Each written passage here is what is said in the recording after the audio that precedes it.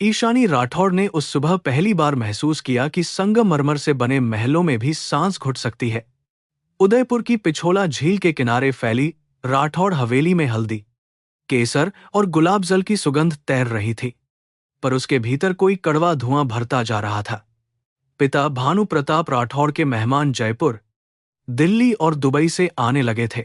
सब कहते थे, बेटी का रोका नहीं, एक साम्राज्य का नया समझौता होने वाला है।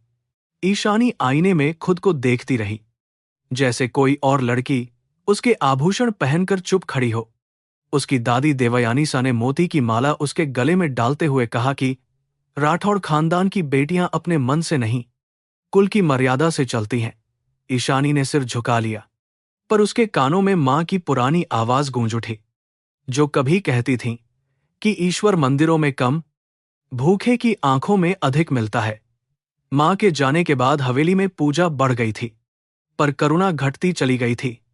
बड़े बड़े दानपत्र छपते थे, पर दरवाजे पर भीख मांगती औरतों को चौकीदार लाठी से हटाते थे। उस दिन उसे नाथद्वारा के श्रीनाथजी मंदिर जाना था, जहां विवाह पूर्व आशीर्वाद लेने की रस्म रखी गई थी। साथ में उसका होने वाला वर प्रताप जौहरी भी था, जो हीरों के व्यापार से करोड़ों कमाने वाले परिवार का इकलौता बेटा था। प्रताप सुंदर, शिक्षित और शिष्ट दिखाई देता था, पर उसके शब्दों में अक्सर ऐसा घमंड रिश्ता था, जैसे धनवान होना जन्म से मिली हुई जाती हो। कार की खिड़की से बाहर देखते हुए ईशानी ने खेतों, धूल और नंगे पांव बच्चों को देखा। प्रताप फोन पर विदेशी घड़ियों की बोली लगा रहा था। मंदिर के बाहर भीड़ समुद्र की तरह हिल रही थी। फूलों की टोकरी लिए औरतें पुकार रही थीं। पुजारी भक्तों को जल्दी बढ़ने का इशारा कर रहे थे, और भजन की धुन में घंटियों की आवाज मिलकर एक बेचैन पवित्रता बना रही थी। राठौड़ परिवार के लिए अलग रास्ता खाली कराया गया था। पुलिस, निजी सुरक्षाकर्मी और पुजारी सब झुकते जा रहे थे। ईशानी को यह झुकना हमेशा से अजीब लगता था, क्योंकि वे देवता के सामने आए थे, पर देवता से पहले लोग उनके धन को प्रणाम कर रहे थे। इसी भीड़ के किनारे, सीढ़ियों के पास, एक दुबला पतला आदमी बैठा था। उसके बाल धूल से सख्त हो गए थे, दाढ़ी उलझी हुई थी, और एक बांह ऐसे लटक रही थी जैसे वर्षों से दर्द में हो। उसके सामने पीतल का कटोरा रखा था, पर वह किसी से भीख नहीं मांग रहा था। वह बस मंदिर की ओर देख रहा था, बिना पलक झपकाए। एक बच्चा गलती से उसके कटोरे से टकराया, तो उसने पहले सिक्के नहीं, बच्चे का पैर देखा कि कहीं चोट तो नहीं लगी। ईशानी वहीं ठिठक गई। प्रताप ने उसकी दृष्टि का पीछा किया और हल्की हंसी के साथ कहा कि ऐसे लोग हर पवित्र स्थान को गंदा कर देते हैं। उसने सुरक्षा कर्मचारी को इशारा किया। कर्मचारी तुरंत उस आदमी के पास पहुंचा और उसे उठाकर दूर धकेलने लगा। आदमी ने कोई विरोध नहीं किया, बस अपने कटोरे के बजाय जमीन पर गिरी हुई एक छोटी सी लाल चुनरी उठाने की कोशिश की। लाठी उसकी पीठ पर पड़ी, तो भी उसके मुंह से चीख नहीं निकली। ईशानी के पांव जैसे अपने आप आगे बढ़ गए। उसने सुरक्षा कर्मचारी का हाथ पकड़ लिया। भीड़ अचानक शांत हो गई, जैसे किसी ने भजन का स्वर बीच में रोक दिया हो। भानु प्रताप राठौड़ का चेहरा पत्थर की तरह कठोर हो गया। देवयानी सा ने कांपती आवाज में उसका नाम पुकारा, पर ईशानी ने पहली बार परिवार की आवाज को पीछे छोड़ दिया। उसने अपने दुपट्टे का किनारा फाड़कर उस आदमी की पीठ पर लगी खरोंच दबाई। आदमी ने ऊपर देखा। उसकी आंखों में पागलपन नहीं था, वहां किसी बुझी हुई आग की राख थी, जिसमें अभी भी तपिश बची हुई थी। ईशानी ने पूछा कि दर्द हो रहा है क्या? आदमी ने बहुत देर बाद होंठ हिलाए, पर आवाज इतनी धीमी निकली कि वह केवल एक शब्द सुन पाई, पानी। मंदिर के बाहर सैकड़ों लोग प्रसाद खरीद रहे थे, दूध चढ़ा रहे थे, चांदी के छत्र चढ़ाने की बातें कर रहे थे, पर उस क्षण एक प्यासे आदमी को पानी देना सबसे बड़ा धर्म लग रहा था। ईशानी ने अपनी चांदी की बोतल खोली और उसके होंठों से लगाई। प्रताप ने घृणा से मुंह फेर लिया, जैसे दया कोई बीमारी हो। भानु प्रताप ने कठोर स्वर में कहा कि यह नाटक यहीं समाप्त हो। ईशानी ने पहली बार पिता की आंखों में आंखें डालकर देखा। वह डरती थी, पर उस डर के पीछे वर्षों से दबा हुआ एक प्रश्न खड़ा था, क्या प्रतिष्ठा इतनी नाजुक होती है कि एक घायल मनुष्य को छूने से टूट जाए? आदमी ने बोतल लौटाते हुए अपना सिर झुका लिया, जैसे वह उसके जीवन में किसी अनहोनी का कारण बनने से भी भयभीत हो। ईशानी ने उसके हाथ पर पुराने जलने के निशान देखे और अनायास कांप उठी। मंदिर की सीढ़ियों पर खड़ी फूल बेचने वाली वृद्धा ने धीरे से कहा कि उसे लोग नील कहते हैं, पर वह अपना नाम कभी साफ नहीं बताता। कभी कभी रात में वह सोते सोते किसी नाव, किसी स्कूल और किसी नदी में डूबती आवाजों की बात करता है। ईशानी ने वृद्धा की ओर देखा। उसके चेहरे की झुर्रियों में वर्षों की सच्चाई लिखी थी। प्रताप ने अधीर होकर कहा कि एक भिखारी की कथा सुनने से मुहूर्त नहीं रुकता। ईशानी ने उत्तर नहीं दिया। उसे लगा मुहूर्त शायद यहीं से शुरू हो रहा है। पूजा के भीतर वह पूरे समय अनुपस्थित रही। पंडित मंत्र पढ़ते रहे, पिता दान की घोषणा करते रहे, प्रताप कैमरों के सामने मुस्कुराता रहा। परेशानी की आंखों में वही घायल पीठ, वही बुझी हुई आंखें और वही पानी शब्द घूमता रहा।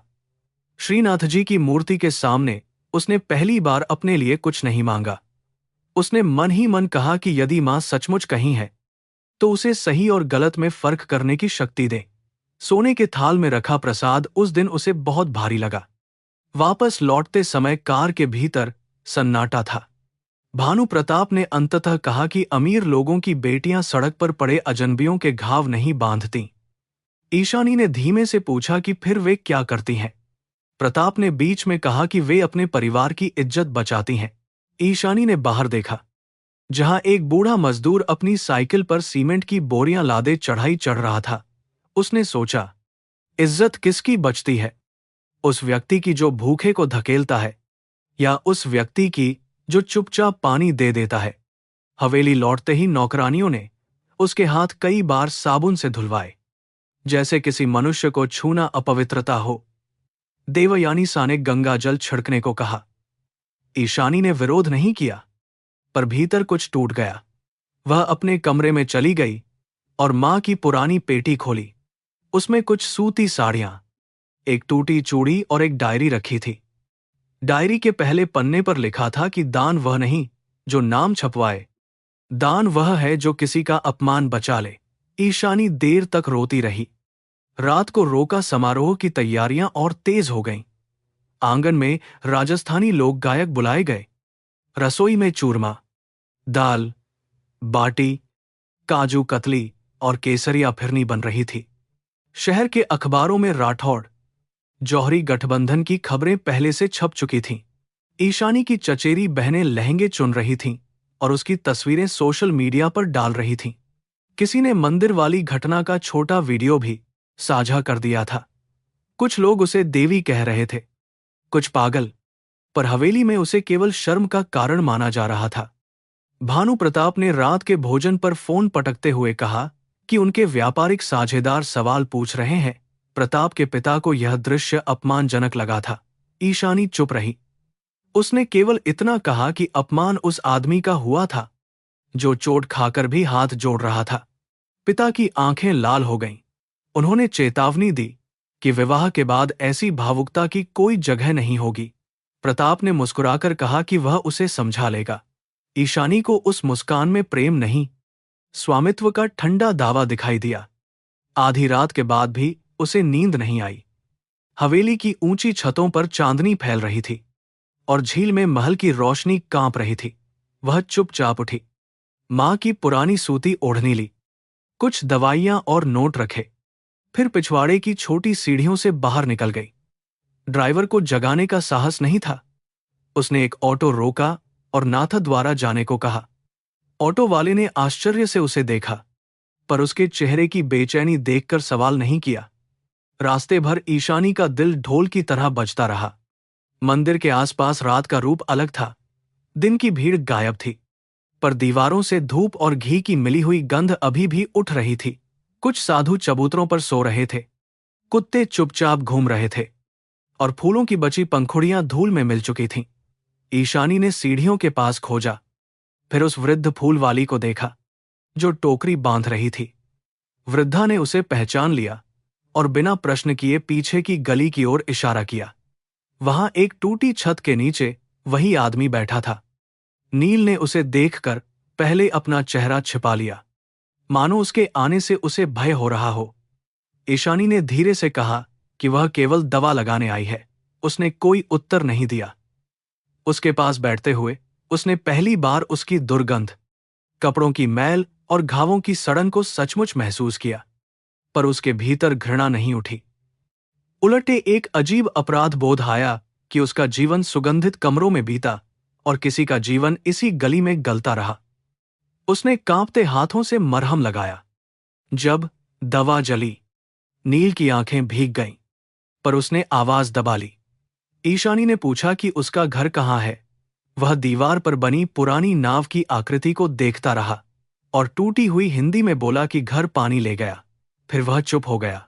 वृद्धा, जिसका नाम लक्ष्मी बुआ था, धीरे से बोली कि वह 2 वर्ष पहले बरसात की एक रात नदी किनारे मिला था। बुखार में जल रहा था, हाथ में किसी बच्ची की टूटी स्लेट पकड़े हुए। तब से कभी मंदिर, कभी घाट, कभी बस अड्डे पर भटकता है। ईशानी ने उस स्लेट के बारे में पूछा। लक्ष्मी बुआ ने बोरी से एक आधी टूटी पट्टी निकाली।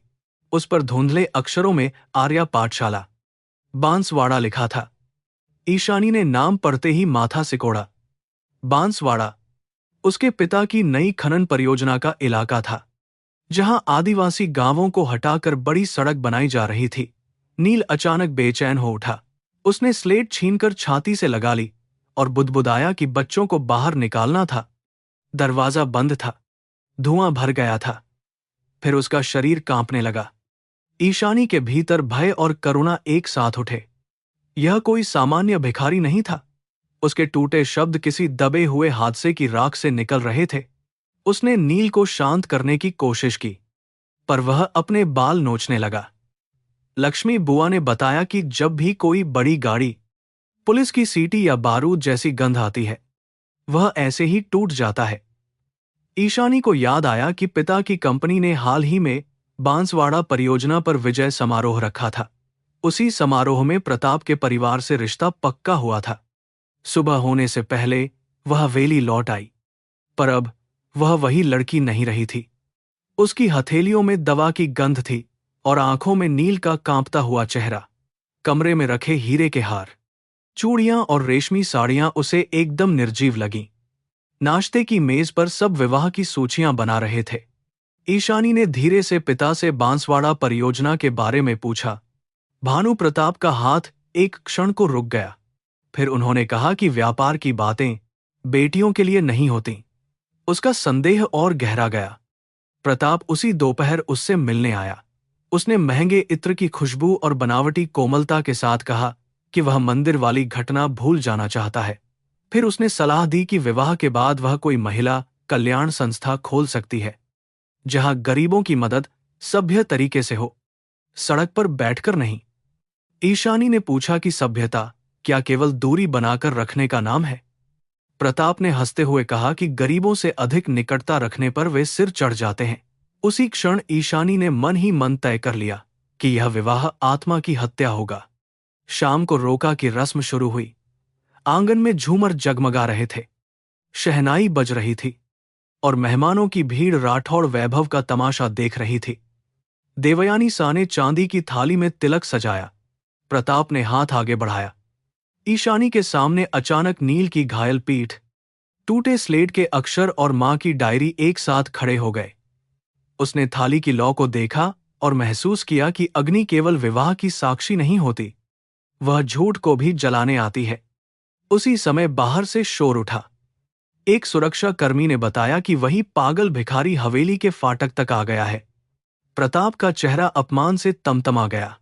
भानु प्रताप ने उसे तुरंत हटाने का आदेश दिया। ईशानी बिना सोचे उठी और भारी लहंगे में ही फाटक की ओर भागी। मेहमान स्तब्ध रह गए। बाहर नील जमीन पर बैठा था, हाथ में वही टूटी स्लेट थी।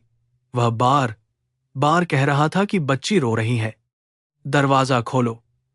सुरक्षा कर्मी उसे घसीट रहे थे। ईशानी ने चीख कर उन्हें रोक दिया। उसने सबके सामने नील का हाथ थाम लिया। हवेली की रोशनियां, कैमरे, रिश्तेदारों की फुसफुसाहट और पिता की जलती आंखें उसके चारों ओर थीं, पर उस क्षण उसे कोई भय नहीं हुआ। प्रताप ने कठोर स्वर में कहा कि वह अपना हाथ तुरंत छुड़ाए, क्योंकि यह परिवार की मर्यादा का प्रश्न है। ईशानी ने उसकी ओर देखा और पहली बार बहुत शांत आवाज में कहा कि जिस मर्यादा को एक घायल मनुष्य का स्पर्श अपवित्र कर दे, उसे बचाने के लिए वह जन्म नहीं ली। भीड़ पर सन्नाटा गिर पड़ा। भानु प्रताप ने उसे भीतर आने का आदेश दिया। ईशानी ने नील को उठाया, अपनी ओढ़नी उसके कंधों पर डाली और कहा कि पहले उसका उपचार होगा, फिर वह बांसवाड़ा की सच्चाई जानेगी। पिता ने धमकी दी कि यदि वह अभी नहीं रुकी तो राठौड़ हवेली के दरवाजे उसके लिए बंद हो जाएंगे। ईशानी के गले में पड़ी हीरे की माला अचानक बोझ बन गई। उसने माला उतारी, चांदी की थाली में रख दी और मां की दी हुई सूती ओढ़नी को कसकर पकड़ लिया। उसकी आंखों में आंसू थे, पर पछतावा नहीं। देवयानी सा कांपती हुई आगे बढ़ी, पर शब्द उनके होंठों पर मर गए। प्रताप ने सबके सामने अपमानित होकर कहा कि कोई लड़की एक भिखारी के लिए अपना भविष्य नहीं छोड़ती। ईशानी ने उत्तर दिया कि भविष्य वही है जिसमें मनुष्य होना बचा रहे। उसने नील का सहारा लिया और हवेली के फाटक से बाहर निकल गई। पीछे शहनाई का स्वर टूटकर अजीब करुणा में बदल गया। बाहर सड़क पर रात गहरी थी, पर उसे पहली बार लगा कि अंधेरा हवेली के भीतर रह गया है और उसके सामने कोई कठिन, सच्चा, अनजाना प्रभात खुल रहा है। नील चलते चलते बार बार लड़खड़ा रहा था। ईशानी ने पास खड़े एक रिक्शा वाले से सरकारी अस्पताल चलने को कहा। रिक्शा वाले ने पहले उसके गहनों और लहंगे को देखा, फिर नील की हालत को, और बिना मोलभाव किए रिक्शा मोड़ दिया। रास्ते में शहर की रोशनियां पीछे छूटती गईं। ईशानी ने मोबाइल बंद कर दिया, क्योंकि पिता के फोन लगातार आ रहे थे। नील अचानक धीमे से बोला कि बच्ची का नाम चंदा था। यह पहला स्पष्ट वाक्य था। ईशानी की रीढ़ में सिहरन दौड़ गई। अस्पताल के बरामदे में फर्श ठंडा था, दीवारों पर पान की पीक जमी थी और मरीजों की लंबी कतारें थकी हुई सांसों की तरह फैली थीं। किसी ने उसे पहचान लिया, पर उसने चेहरा नहीं छिपाया। उसने नील के लिए पर्ची बनवाई, डॉक्टर से विनती की और पहली बार जाना कि पैसे से खरीदी गई सुविधा और जरूरत से जन्मी प्रार्थना में कितना फर्क होता है। डॉक्टर ने घाव साफ करते हुए कहा कि उसके शरीर पर पुराने आघातों के निशान हैं। ईशानी ने आंखें बंद कर लीं। उसके मन में केवल एक प्रश्न था, बांसवाड़ा में सचमुच क्या हुआ था? सुबह की पहली किरण अस्पताल की धूल भरी खिड़की से भीतर आई तो ईशानी ने देखा, नील सो रहा था। उसके चेहरे की कठोर रेखाएं थोड़ी ढीली पड़ी थीं, जैसे वर्षों बाद किसी ने उसे सुरक्षित जगह दी हो। उसके अपने हाथों में अब भी मेहंदी लगी थी, पर रंग अधूरा था। वह मुस्कुराई नहीं, रोई भी नहीं। उसने बस मां की डायरी का वाक्य याद किया, कभी कभी धर्म वह दरवाजा खोलना है जिसे संसार बंद रखना चाहता है। उसी क्षण उसने तय किया कि चाहे जो खोना पड़े, वह नील को अकेला नहीं छोड़ेगी। अस्पताल की सुबह किसी मंदिर की आरती जैसी शांत नहीं थी। वहां कराहों, दवाइयों की गंध, खांसी और चप्पलों की घिसटती आवाजों से दिन खुलता था। ईशानी ने सारी रात नील के बिस्तर के पास बैठकर काटी थी। उसके महंगे लहंगे का घेरा अब धूल और खून के हल्के धब्बों से भर गया था, मगर उसे पहली बार कपड़ों की चिंता नहीं हुई। नर्सें उसे पहचानकर फुसफुसाती थीं, पर वह केवल नील की सांसों पर ध्यान रखे रही। कभी उसका शरीर कांपता, कभी वह नींद में किसी बंद कमरे का दरवाजा पीटता। सुबह डॉक्टर ने बताया कि नील के सिर पर पुरानी चोटों के निशान हैं, कंधे की हड्डी गलत जुड़ चुकी है और शरीर में लंबे समय की कुपोषण जनित कमजोरी है। उन्होंने यह भी कहा कि उसकी स्मृति टूटे कांच की तरह है, कुछ टुकड़े चमकते हैं, कुछ अंधेरे में खोए हैं। ईशानी ने पूछा कि क्या वह ठीक हो सकता है। डॉक्टर ने कंधे उचकाए और कहा कि शरीर पर दवा लग जाती है, पर मन के भीतर जो आग छिपी हो, उसे बुझाने के लिए सच्चाई चाहिए। यह वाक्य ईशानी के भीतर गहराई तक उतर गया। दोपहर तक राठौड़ हवेली से 3 लोग अस्पताल पहुंचे। सबसे आगे पिता के निजी सचिव गिरधारी लाल थे, जिनकी आंखों में विनम्रता नहीं, आदेश की ठंडक थी। उन्होंने ईशानी को अलग ले जाकर कहा कि भानु प्रताप राठौड़ अभी भी उसे घर लौटने का अवसर दे रहे हैं। बस उसे लिखना होगा कि बीती रात वह भावुक भूल थी। ईशानी ने नील की ओर देखा, जो बेहोशी में भी टूटी स्लेट छाती से लगाए था। उसने कागज लिए बिना कहा कि भूल वह नहीं थी। भूल तो शायद वर्षों से घर में पलती रही है। गिरधारी लाल का चेहरा तन गया।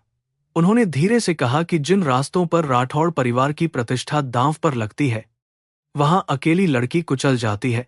ईशानी ने पहली बार उस वफादार नौकर में केवल पिता की आवाज नहीं, डर की गुलामी देखी। उसने पूछा कि बांसवाड़ा की आर्या पाठशाला में क्या हुआ था। गिरधारी लाल की पलकें एक क्षण को फड़कीं। फिर वह हंस पड़े कि एक पागल भिखारी की बड़बड़ाहट को सच मानना बचपना है। पर उनके माथे पर आया पसीना ईशानी को उत्तर दे चुका था। नील को शाम तक सामान्य वार्ड में भेज दिया गया। वहां उसके दाएं एक पत्थर तोड़ने वाला मजदूर था, बाएं एक बूढ़ी आदिवासी औरत, जिसके पैर में संक्रमण था। बूढ़ी ने ईशानी की मेहंदी देखी और पूछा कि बेटी, विवाह से भागकर आई हो क्या? ईशानी चौंकी, फिर हल्का मुस्कुरा दी। बूढ़ी ने कहा कि दुल्हन का रंग हाथों में नहीं, आंखों में दिखाई देता है। उसके हाथ दुल्हन के हैं, पर आंखें किसी शोक सभा से लौटती हुई लगती हैं। ईशानी ने पहली बार किसी अनजान से अपना दुख छिपाने की कोशिश नहीं की। रात में नील जागा तो उसे देखकर घबरा गया। उसने पीछे हटना चाहा, पर दर्द से कराह उठा। ईशानी ने कहा कि वह सुरक्षित है। नील ने कुछ क्षण तक उसे देखा, फिर पूछा कि फाटक बंद तो नहीं हुआ। यह प्रश्न इतना अजीब था कि ईशानी समझ नहीं पाई। उसने धीरे से पूछा, किस फाटक की बात कर रहे हो? नील ने आंखें भींच लीं और बोला कि लाल मिट्टी वाला आंगन, काला धुआं, अंदर बच्चे, बाहर बंद कुंडी। फिर उसने दोनों कान बंद कर लिए, जैसे रोने की आवाजें फिर लौट आई हों। ईशानी ने उसका हाथ पकड़ने की कोशिश की, पर नील झटके से अलग हो गया। उसकी आंखों में भय था, जैसे हर स्पर्श उसे किसी हिंसा की याद दिलाता हो। ईशानी ने धीरे से हाथ पीछे कर लिया और बोली कि वह कुछ नहीं पूछेगी। नील ने टूटी स्लेट पर उंगली फेरते हुए कहा कि चंदा लिखती थी बहुत अच्छा। उसका छोटा भाई अक्षर उलट्टे बनाता था। मास्टर जी हंसते थे। फिर वह अचानक चुप हो गया। ईशानी को लगा, उसकी स्मृति में एक गांव जीवित है, पर हर रास्ते पर राख बिछी है। अगली सुबह ईशानी ने अपनी कॉलेज की मित्र काव्या सेन को फोन किया, जो अब अहमदाबाद में स्वतंत्र पत्रकार थी। काव्या ने पहले तो उसकी आवाज सुनकर राहत ली, फिर रात की खबरों का जिक्र किया। पूरे राजस्थान में यह बात फैल चुकी थी कि राठौड़ घराने की बेटी ने रोका छोड़कर एक भिखारी का साथ चुना। कुछ चैनल इसे प्रेमकांड कह रहे थे, कुछ मानसिक विद्रोह। ईशानी ने उसे रोका और बांसवाड़ा, आर्या पाठशाला, चंदा और नील के बारे में बताया। फोन के उस पार लंबी चुप्पी उतर आई। काव्या ने कहा कि बांसवाड़ा में 2 वर्ष पहले एक पुरानी स्कूल इमारत में आग लगी थी, पर खबर जल्दी दब गई थी। आधिकारिक रिपोर्ट में लिखा गया था कि चूल्हे से आग फैली और 5 बच्चे मरे, पर एक स्थानीय कार्यकर्ता ने दावा किया था कि स्कूल को जबरन खाली कराने की कार्रवाई से पहले गांव वालों को धमकाया गया था। राठौड़ माइनिंग कॉरिडोर उसी इलाके से गुजरना था। ईशानी की उंगलियां ठंडी पड़ गईं। उसने पूछा कि उस कार्यकर्ता का क्या हुआ? काव्या ने कहा, वह गायब हो गया और मामला बंद हो गया। नील उस समय सो रहा था, पर उसके चेहरे पर बेचैनी थी। ईशानी को लगने लगा कि वह केवल एक टूटे आदमी की रक्षा नहीं कर रही, वह किसी ऐसी सच्चाई के दरवाजे पर खड़ी है जिसके पीछे उसके पिता की छाया हो सकती है। उसने काव्या से मदद मांगी। काव्या ने चेताया कि भानु प्रताप राठौड़ का नाम छूना आसान नहीं। उनके पास वकील, नेता, पुलिस और मीडिया में खरीदे हुए लोग हैं। ईशानी ने कहा कि वह डरती है, पर अब लौटना उससे अधिक डरावना है। काव्या ने बस इतना कहा, तब सच को कागज चाहिए। दोपहर में देवयानी सा स्वयं अस्पताल आईं। उनके साथ कोई नौकर नहीं था, केवल सफेद सूती साड़ी और कांपते हाथों में तुलसी की माला थी। ईशानी उन्हें देखकर उठी, पर दादी ने उसे गले नहीं लगाया। उन्होंने पहले नील को देखा, फिर अस्पताल की दीवारें, फिर अपनी पोती की फीकी आंखें। उनका चेहरा कठोर था, पर भीतर कुछ टूटता दिखाई देता था। उन्होंने कहा कि घर की लक्ष्मी सड़क की धूल में नहीं बैठती। ईशानी ने धीमे से कहा कि घर की लक्ष्मी अगर अन्याय देखकर चुप रहे तो वह लक्ष्मी नहीं, बंद दिया है। देवयानी सा ने उसे अलग कोने में ले जाकर कहा कि भानु प्रताप का क्रोध समुद्र जैसा है, वह बहा ले जाएगा। ईशानी ने पूछा कि बांसवाड़ा के बारे में दादी क्या जानती हैं। वृद्धा का चेहरा अचानक पीला पड़ गया। उन्होंने कहा कि व्यापार के पाप स्त्रियों के माथे क्यों चढ़ाए जाते हैं। ईशानी समझ गई कि दादी अनजान नहीं है, केवल मौन है। उसने उनके चरण छूकर कहा कि वह उनसे लड़ना नहीं चाहती, पर यदि घर की दीवारों में किसी बच्चे की चीख छिपी है तो वह उस घर में दुल्हन बनकर नहीं लौट सकती। देवयानी सा की आंखें भर आईं, मगर उन्होंने आंसू पोंछ लिए। उन्होंने कहा कि तुम्हारी मां गौरी भी ऐसे ही बोलती थी। यह नाम सुनते ही ईशानी का हृदय कांप गया। वर्षों से घर में मां का नाम श्रद्धा से लिया जाता था, पर उनके सवालों का कभी जिक्र नहीं होता था। दादी ने तुरंत अपनी बात रोक ली, जैसे बहुत बड़ा दरवाजा खुलते खुलते बंद कर दिया हो। जाने से पहले उन्होंने एक छोटा थैला ईशानी के हाथ में रखा। उसमें कुछ कपड़े, मां की एक पुरानी ऊनी चादर और थोड़े रुपए थे। दादी के जाने के बाद नील ने आंखें खोली। उसने ऊनी चादर को छुआ और अचानक बोला कि यह गंध बारिश जैसी है। ईशानी ने आश्चर्य से पूछा कि तुम्हें बारिश याद है? नील ने बहुत कोशिश की, फिर कहा कि पहाड़ी रास्ता, लाल मिट्टी, बच्चे गाना गा रहे थे। एक लड़की चंदा ने कहा था कि नदी डरती नहीं, रास्ता बनाती है। वह बोलते बोलते थक गया। ईशानी ने उसके माथे पर गीला कपड़ा रखा। उसे लगा नील की स्मृति केवल दोख नहीं, कभी उजाले से भरी रही होगी। अस्पताल के बाहर मीडिया जमा होने लगा था। प्रताप जौहरी ने अपने लोगों से खबर फैलवाई कि ईशानी किसी मानसिक दबाव में है और राठौड़ परिवार उसे बचाने की कोशिश कर रहा है। कुछ चैनल नील को धोखेबाज, तांत्रिक, प्रेम जाल बिछाने वाला भिखारी बता रहे थे। ईशानी ने जब यह सुना तो पहली बार क्रोध उसके भीतर स्पष्ट लौ बनकर उठा। वह कैमरों के सामने नहीं गई, पर काव्या को संदेश भेजा कि कोई भी कहानी बिना सुने मत लिखना। एक मनुष्य की गरीबी को उसका अपराध मत बनने देना। उस रात अस्पताल प्रशासन पर दबाव आया कि नील को वार्ड से बाहर किया जाए। कारण बताया गया कि उसकी पहचान स्पष्ट नहीं और सुरक्षा खतरा है। ईशानी ने मुख्य चिकित्सक से विनती की, पर उन्होंने असहाय होकर कहा कि ऊपर से फोन आया है। ईशानी समझ गई कि पिता का हाथ अस्पताल तक पहुंच चुका है। वह नील को लेकर लक्ष्मी बुआ के पास लौटना चाहती थी, पर उसके घाव अभी ताजा थे। तभी मजदूर मरीज के परिवार ने मदद की। उन्होंने कहा कि पास के सेवा आश्रम में एक परिचित नर्स है, वहां गरीबों को बिना सवाल रखा जाता है। रात के अंधेरे में ईशानी ने नील को अस्पताल से निकाला। वह चल नहीं पा रहा था, इसीलिए मजदूर के बेटे ने अपनी ठेला गाड़ी दी। कभी करोड़ों की कारों में बैठने वाली ईशानी उस रात एक घायल आदमी के साथ लकड़ी की ठेली के किनारे बैठी थी, और उसे कोई अपमान महसूस नहीं हुआ। शहर की सड़कों पर कुत्ते भौंक रहे थे, पुलिस की जीप दूर घूम रही थी, और उसके फोन में पिता के संदेश जलते हुए कोयलों जैसे चमक रहे थे। उसने फोन फिर बंद कर दिया। अब उसकी दिशा भीतर से तय हो रही थी। सेवा आश्रम शहर के पुराने हिस्से में एक जर्जर हवेली में चलता था, जहां विधवाएं, मजदूर, बीमार साधु और छोड़े हुए बुजुर्ग रहते थे। दीवारों पर चूना उखड़ा था, पर आंगन में तुलसी का पौधा हरा था। वहां की संचालिका सरोज बहन ने ईशानी को ऊपर से नीचे तक देखा और बिना प्रश्न किए नील के लिए बिस्तर बिछवा दिया। उन्होंने बस इतना पूछा कि बेटी, तुम सेवा करने आई हो या किसी को दुनिया से छिपाने? ईशानी ने उत्तर दिया कि शायद दोनों। सरोज बहन ने कहा, तब पहले अपने अहंकार को बाहर छोड़ना होगा। आश्रम में पहला दिन ईशानी के लिए कठोर पाठ था। उसे खुद पानी भरना पड़ा, दवाइयों का समय लिखना पड़ा, फर्श पोंछना पड़ा और रसोई में दलिया बनाना पड़ा। नौकरों से घिरी जीवन शैली अचानक छिल गई। एक बूढ़ी विधवा ने उसे सिखाया कि चावल धोते समय पानी व्यर्थ नहीं फेंकते। एक बच्चा, जिसकी मां सफाई कर्मी थी, उसके मेहंदी लगे हाथ देखकर हंस पड़ा और बोला कि दीदी, दुल्हन बर्तन मांज रही है। ईशानी भी पहली बार खुलकर हंसी। उसे लगा अपमान नहीं, श्रम मनुष्य को साफ करता है।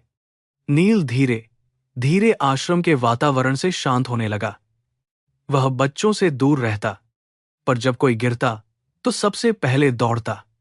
एक दिन उसने बिना सोचे एक बीमार बच्चे की नाड़ी देखी और सरोज बहन से गर्म पानी, नमक और साफ कपड़ा मांगा।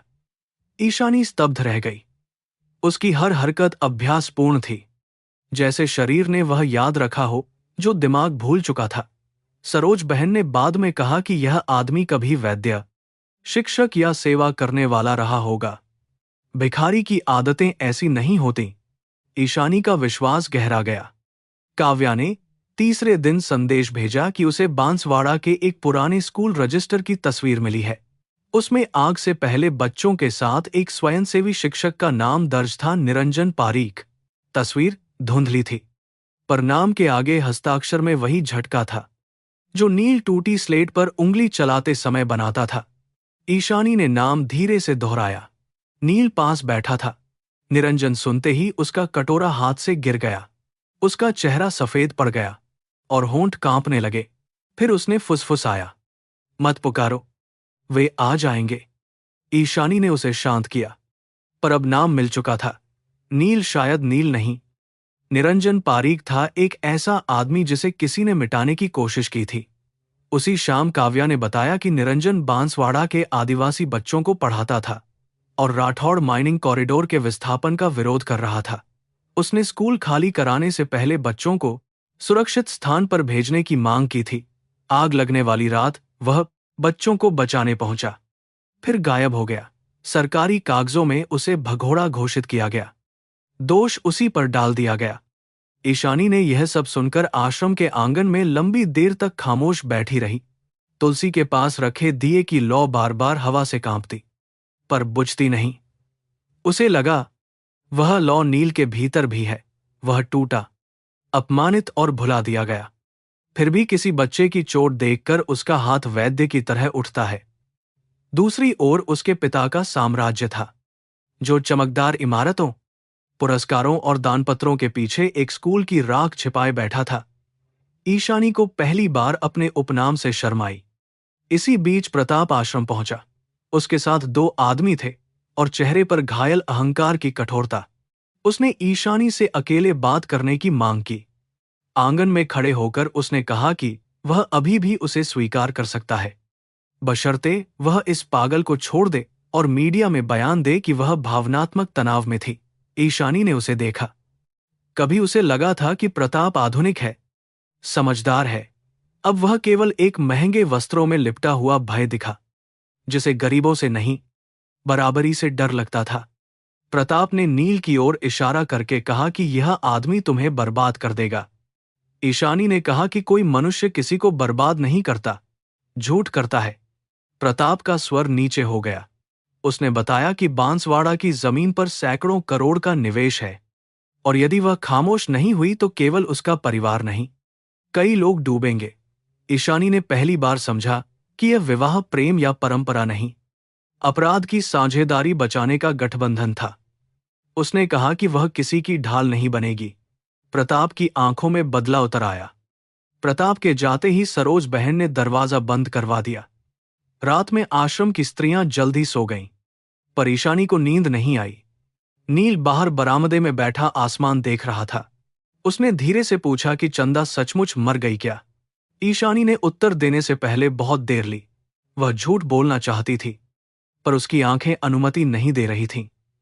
उसने कहा कि हमें पूरी सच्चाई अभी नहीं पता। नील ने टूटी आवाज में कहा कि यदि मैं बच गया और बच्चे नहीं बचे, तो मैं भी कैसे जीवित हूं? यह सुनकर ईशानी रो पड़ी। वह उसके पास बैठ गई, पर इस बार उसने उसका हाथ नहीं पकड़ा। उसने केवल इतना कहा कि कभी कभी जीवित बचना सजा नहीं, गवाही होता है। नील ने उसकी ओर देखा, जैसे यह वाक्य बहुत दूर से आया हो। हवा में रातरानी की हल्की गंध थी और आश्रम की दीवारों के पीछे शहर सो रहा था। ईशानी जानती थी कि सुबह से उनकी लड़ाई कठिन होगी। पिता, प्रताप, पुलिस, अखबार, झूठ, सब सामने होंगे। पर उसी क्षण उसे लगा कि सत्य अकेला नहीं है। जब एक भी मनुष्य उसे थामने को तैयार हो। अगले दिन काव्या स्वयं आश्रम आई। उसने साधारण कुर्ता पहना था, बाल जल्दी में बांधे थे और कंधे पर कैमरा लटका था। ईशानी ने उसे गले लगाया तो दोनों कुछ देर चुप रहीं।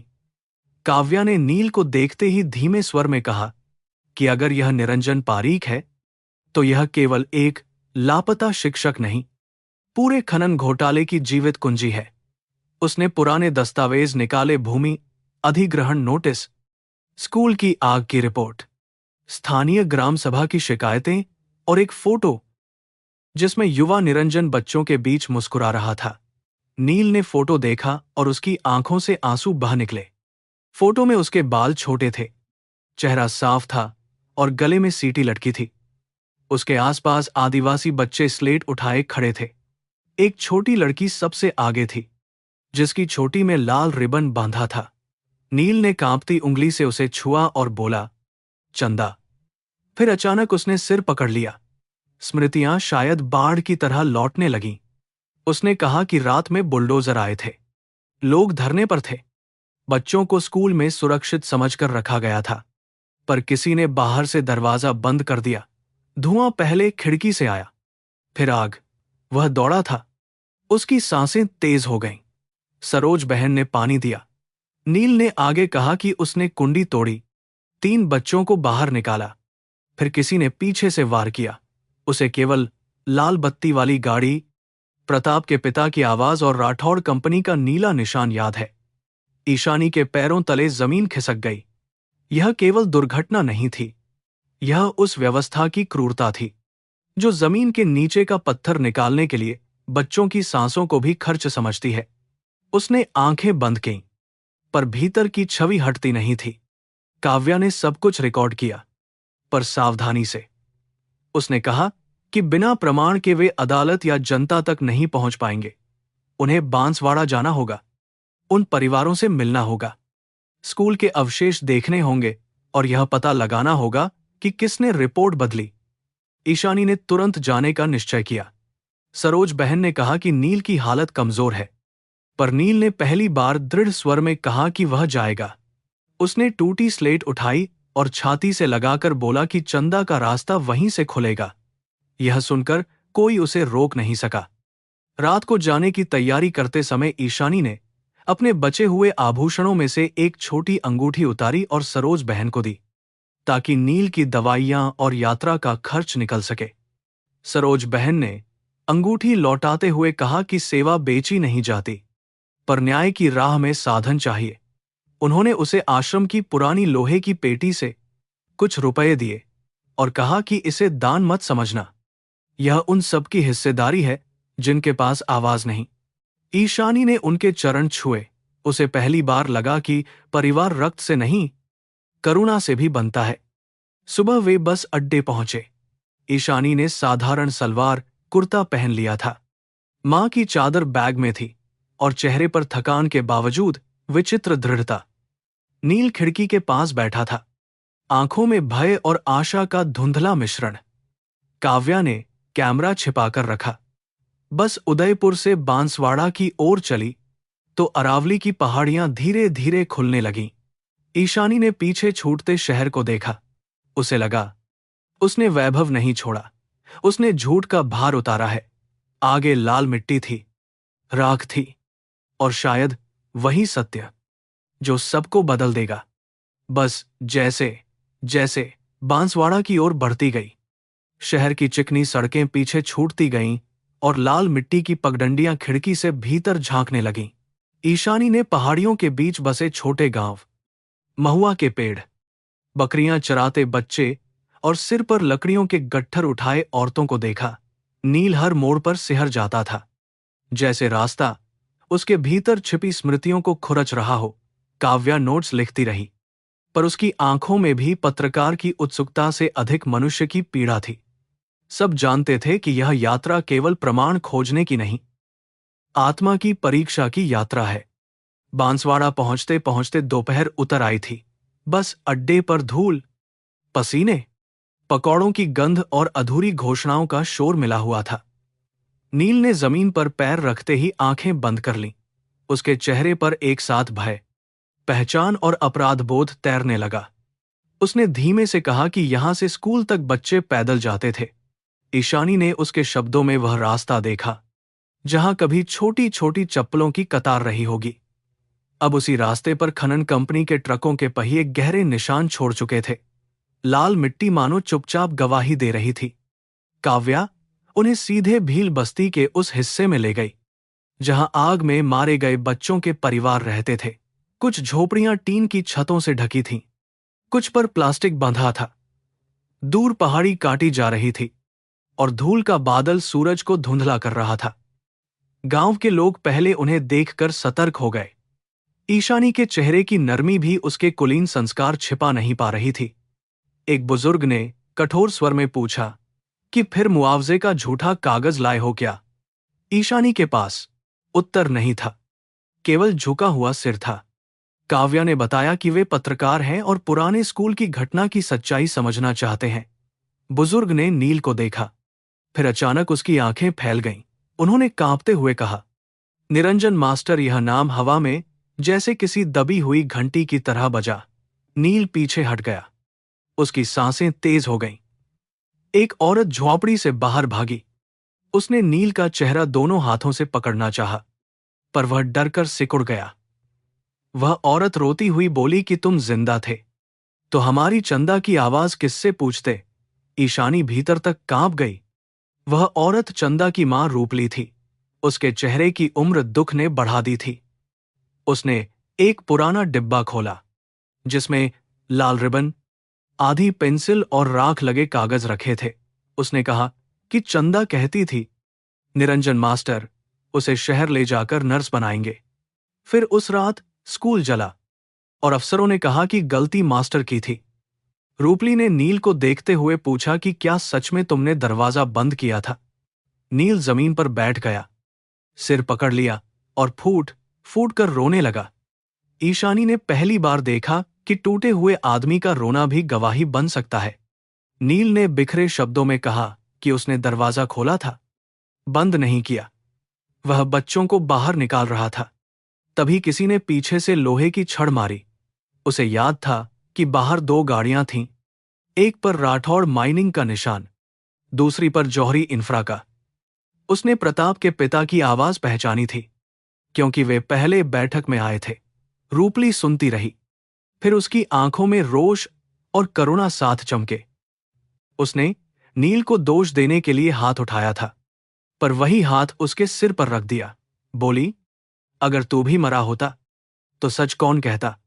गांव में खबर फैल गई कि निरंजन मास्टर लौट आया है। लोग झोपड़ियों से निकलने लगे, कोई संदेह से, कोई आंसू लेकर, कोई पुराने घावों को फिर खुलते देख क्रोध से। एक युवक ने कहा कि कंपनी वालों ने सबको कागज पर अंगूठा लगवाया था कि आग चूल्हे से लगी। जिसने मना किया उसका राशन कार्ड रोक दिया गया। एक बुजुर्ग महिला ने बताया कि पुलिस ने राख हटने से पहले ही स्कूल गिरवा दिया था।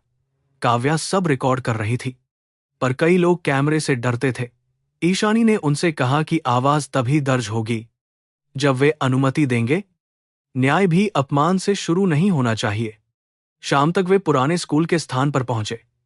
वहां अब केवल टूटी नींव, झुलसी दीवार का एक कोना और जंगली घास बची थी।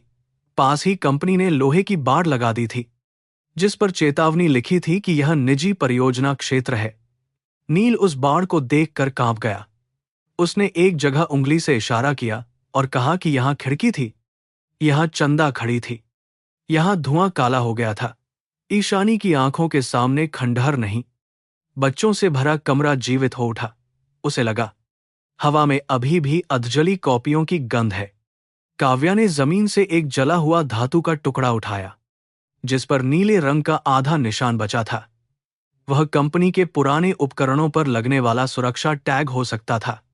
रूपली ने बताया कि आग से पहले मजदूरों ने स्कूल के पीछे के कमरे में डीजल के ड्रम रखे थे, क्योंकि पंचायत ने इमारत खाली करने से इनकार किया था।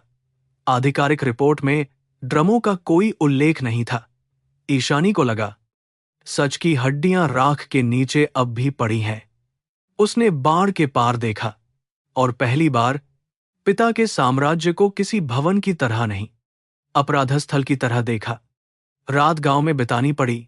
रूपली ने अपनी झोपड़ी का कोना उन्हें दे दिया। ईशानी ने सूखी रोटी, प्याज और नमक खाया। उसे याद आया कि उसकी हवेली में इसी समय शायद चांदी की थालियों में भोजन सजता होगा, पर यहां रोटी का हर कौर किसी मेहनत का परिणाम था। नील बाहर बैठा बच्चों की पुरानी कविताएं याद करने की कोशिश करता रहा। कभी वह 2 पंक्तियां बोलता, फिर रो पड़ता। ईशानी ने दूर से उसे देखा। उसके मन में प्रेम जैसा कुछ जन्म ले रहा था, पर वह आकर्षण नहीं था। वह किसी घायल सत्य के साथ जीवन बांटने की इच्छा थी। आधी रात को गांव में जीपों की आवाज आई। कुत्ते भौंकने लगे और कई घरों के दिए बुझा दिए गए। काव्या ने कैमरा छिपाया। 3 आदमी उतरे, चेहरे पर रुमाल बांधे, और पंचायत भवन की ओर गए। वे किसी को खोज रहे थे। रूपली ने फुसफुसाकर कहा कि कंपनी के गुंडे हैं। ईशानी का दिल धड़कने लगा। नील ने आवाज सुनते ही मिट्टी में नाखून गढ़ा दिए। उनमें से एक ने चिल्लाकर पूछा कि शहर से आई लड़की कहाँ है? गांव में कोई नहीं बोला। उस सामूहिक मौन में ईशानी ने पहली बार गरीबों की रक्षा करने वाली गरिमा देखी। सुबह वे पंचायत के पुराने सदस्य भीमा काका से मिले। उनके पास एक फटी फाइल थी, जिसे उन्होंने 2 वर्षों से मिट्टी के घड़े में छिपाकर रखा था। उसमें स्कूल खाली कराने की नोटिस, ग्राम सभा की आपत्ति और एक पत्र की प्रति थी, जो निरंजन ने जिला कलेक्टर को भेजा था। पत्र में उसने चेतावनी दी थी कि बच्चों को हटाए बिना निर्माण क्षेत्र में विस्फोटक और ईंधन रखना जानलेवा होगा। पत्र पर प्राप्ति की मुहर थी, पर सरकारी रिकॉर्ड में वह गायब था। काव्या ने दस्तावेज देखते ही कहा कि यह पहला ठोस प्रमाण है। नील ने पत्र पर अपना हस्ताक्षर छुआ, जैसे खोया हुआ नाम लौट आया हो। भीमा काका ने ईशानी को देर तक देखा, फिर पूछा कि तू किसकी बेटी है? ईशानी ने झूठ बोलने की कोशिश नहीं की। उसने कहा कि वह भानु प्रताप राठौड़ की बेटी है। झोपड़ी में बैठे लोगों पर सन्नाटा छा गया। रूपली ने अपनी मुट्ठियां भींच लीं। एक युवक ने क्रोध में कहा कि फिर यह भी जासूस होगी। ईशानी ने सिर झुकाकर कहा कि वह अपने पिता के पाप की रक्षा करने नहीं आई। यदि उसके खून में अन्याय का हिस्सा है, तो वह उसे छिपाने नहीं, धोने आई है। यह कहते समय उसका गला भर आया। गांव वालों का विश्वास तुरंत नहीं लौटा, और लौटना भी नहीं चाहिए था। ईशानी ने उनके संदेह को स्वीकार किया। उसने कहा कि वह किसी क्षमा की हकदार नहीं, पर सच को अदालत तक ले जाने में साथ दे सकती है। रूपली बहुत देर तक उसे देखती रही। फिर उसने चंदा का लाल रिबन ईशानी के हाथ में रख दिया। बोली, इसे सजावट मत समझना, यह हमारी बच्ची की आवाज है। अगर तू सचमुच लौटेगी तो इसे वापस मत करना, न्याय लेकर आना। ईशानी ने रिबन माथे से लगाया। उस छोटे से कपड़े का भार उसके सारे गहनों से भारी था। उसी दोपहर खबर आई कि पुलिस उन्हें पूछताछ के लिए बुला रही है। थाने में प्रवेश करते ही ईशानी ने समझ लिया कि पूछताछ नहीं, दबाव होगा। इंस्पेक्टर ने काव्या के कैमरे की जांच मांगी और नील को भगोड़ा आरोपी कहा। उसने पुराने केस की प्रति दिखाते हुए कहा कि निरंजन पारीक पर लापरवाही और उकसावे का आरोप था। ईशानी ने शांत स्वर में पूछा कि घायल आरोपी 2 वर्ष तक किस अस्पताल में था, किस जेल में था, किस अदालत में पेश हुआ? इंस्पेक्टर चिढ़ गया। तभी उसने फोन पर किसी को खबर दी कि राठौड़ लड़की सचमुच यहां है। कुछ देर बाद भानु प्रताप स्वयं थाने पहुंचे।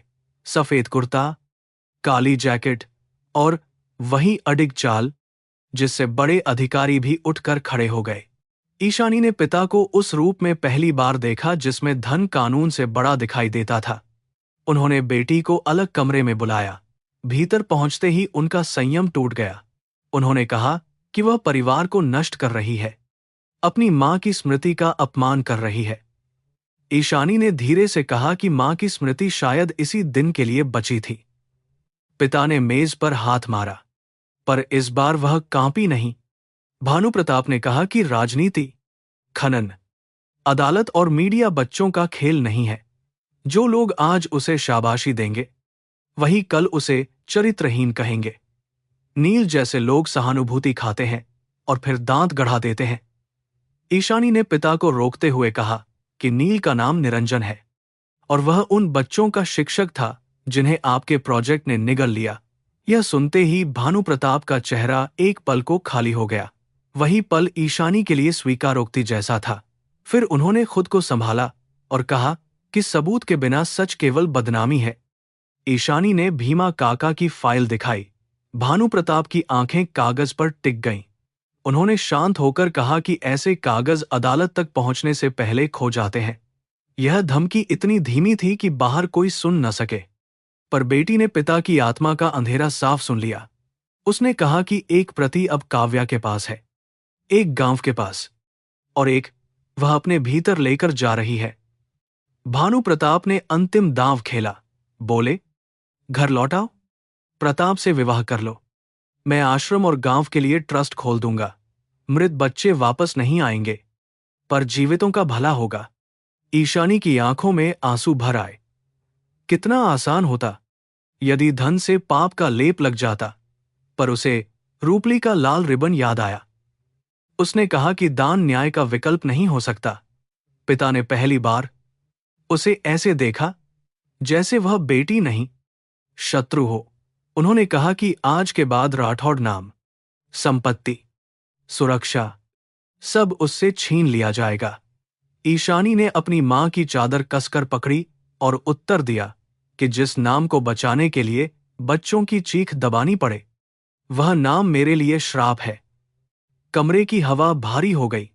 थाने से निकलते समय नील को पुलिस ने रोकना चाहा, पर गांव के लोग जमा हो चुके थे। औरतें आगे खड़ी थीं, हाथों में दरांती नहीं, केवल अपने बच्चों की तस्वीरें। रूपली ने चिल्लाकर कहा कि निरंजन मास्टर को फिर गायब नहीं होने देंगे। काव्या ने कैमरा चालू कर दिया। इंस्पेक्टर समझ गया कि अब खुली गिरफ्तारी जोखिम होगी। वे सब बाहर आ गए, पर खतरा टला नहीं था। नील ने ईशानी से धीमे से कहा कि उसके कारण तुम्हारा घर चला गया।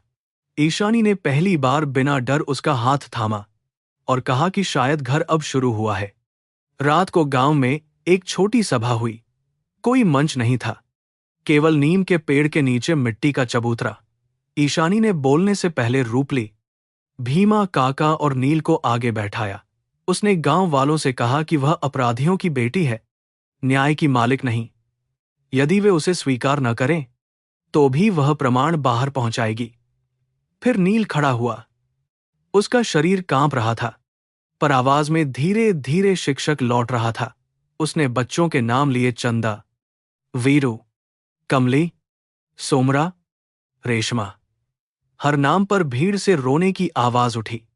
नील ने कहा कि वह 2 वर्ष तक खुद को दोषी मानता रहा, क्योंकि उसे पूरा सच याद नहीं था। पर आज उसे याद है कि दरवाजा उसने नहीं बंद किया। उसने बच्चों को बचाने की कोशिश की, और जो लोग जमीन चाहते थे उन्होंने आग को दुर्घटना बना दिया। वह अदालत जाएगा, चाहे लोग उसे पागल कहें। ईशानी ने देखा, भिखारी कहलाने वाला आदमी पहली बार सीधा खड़ा था।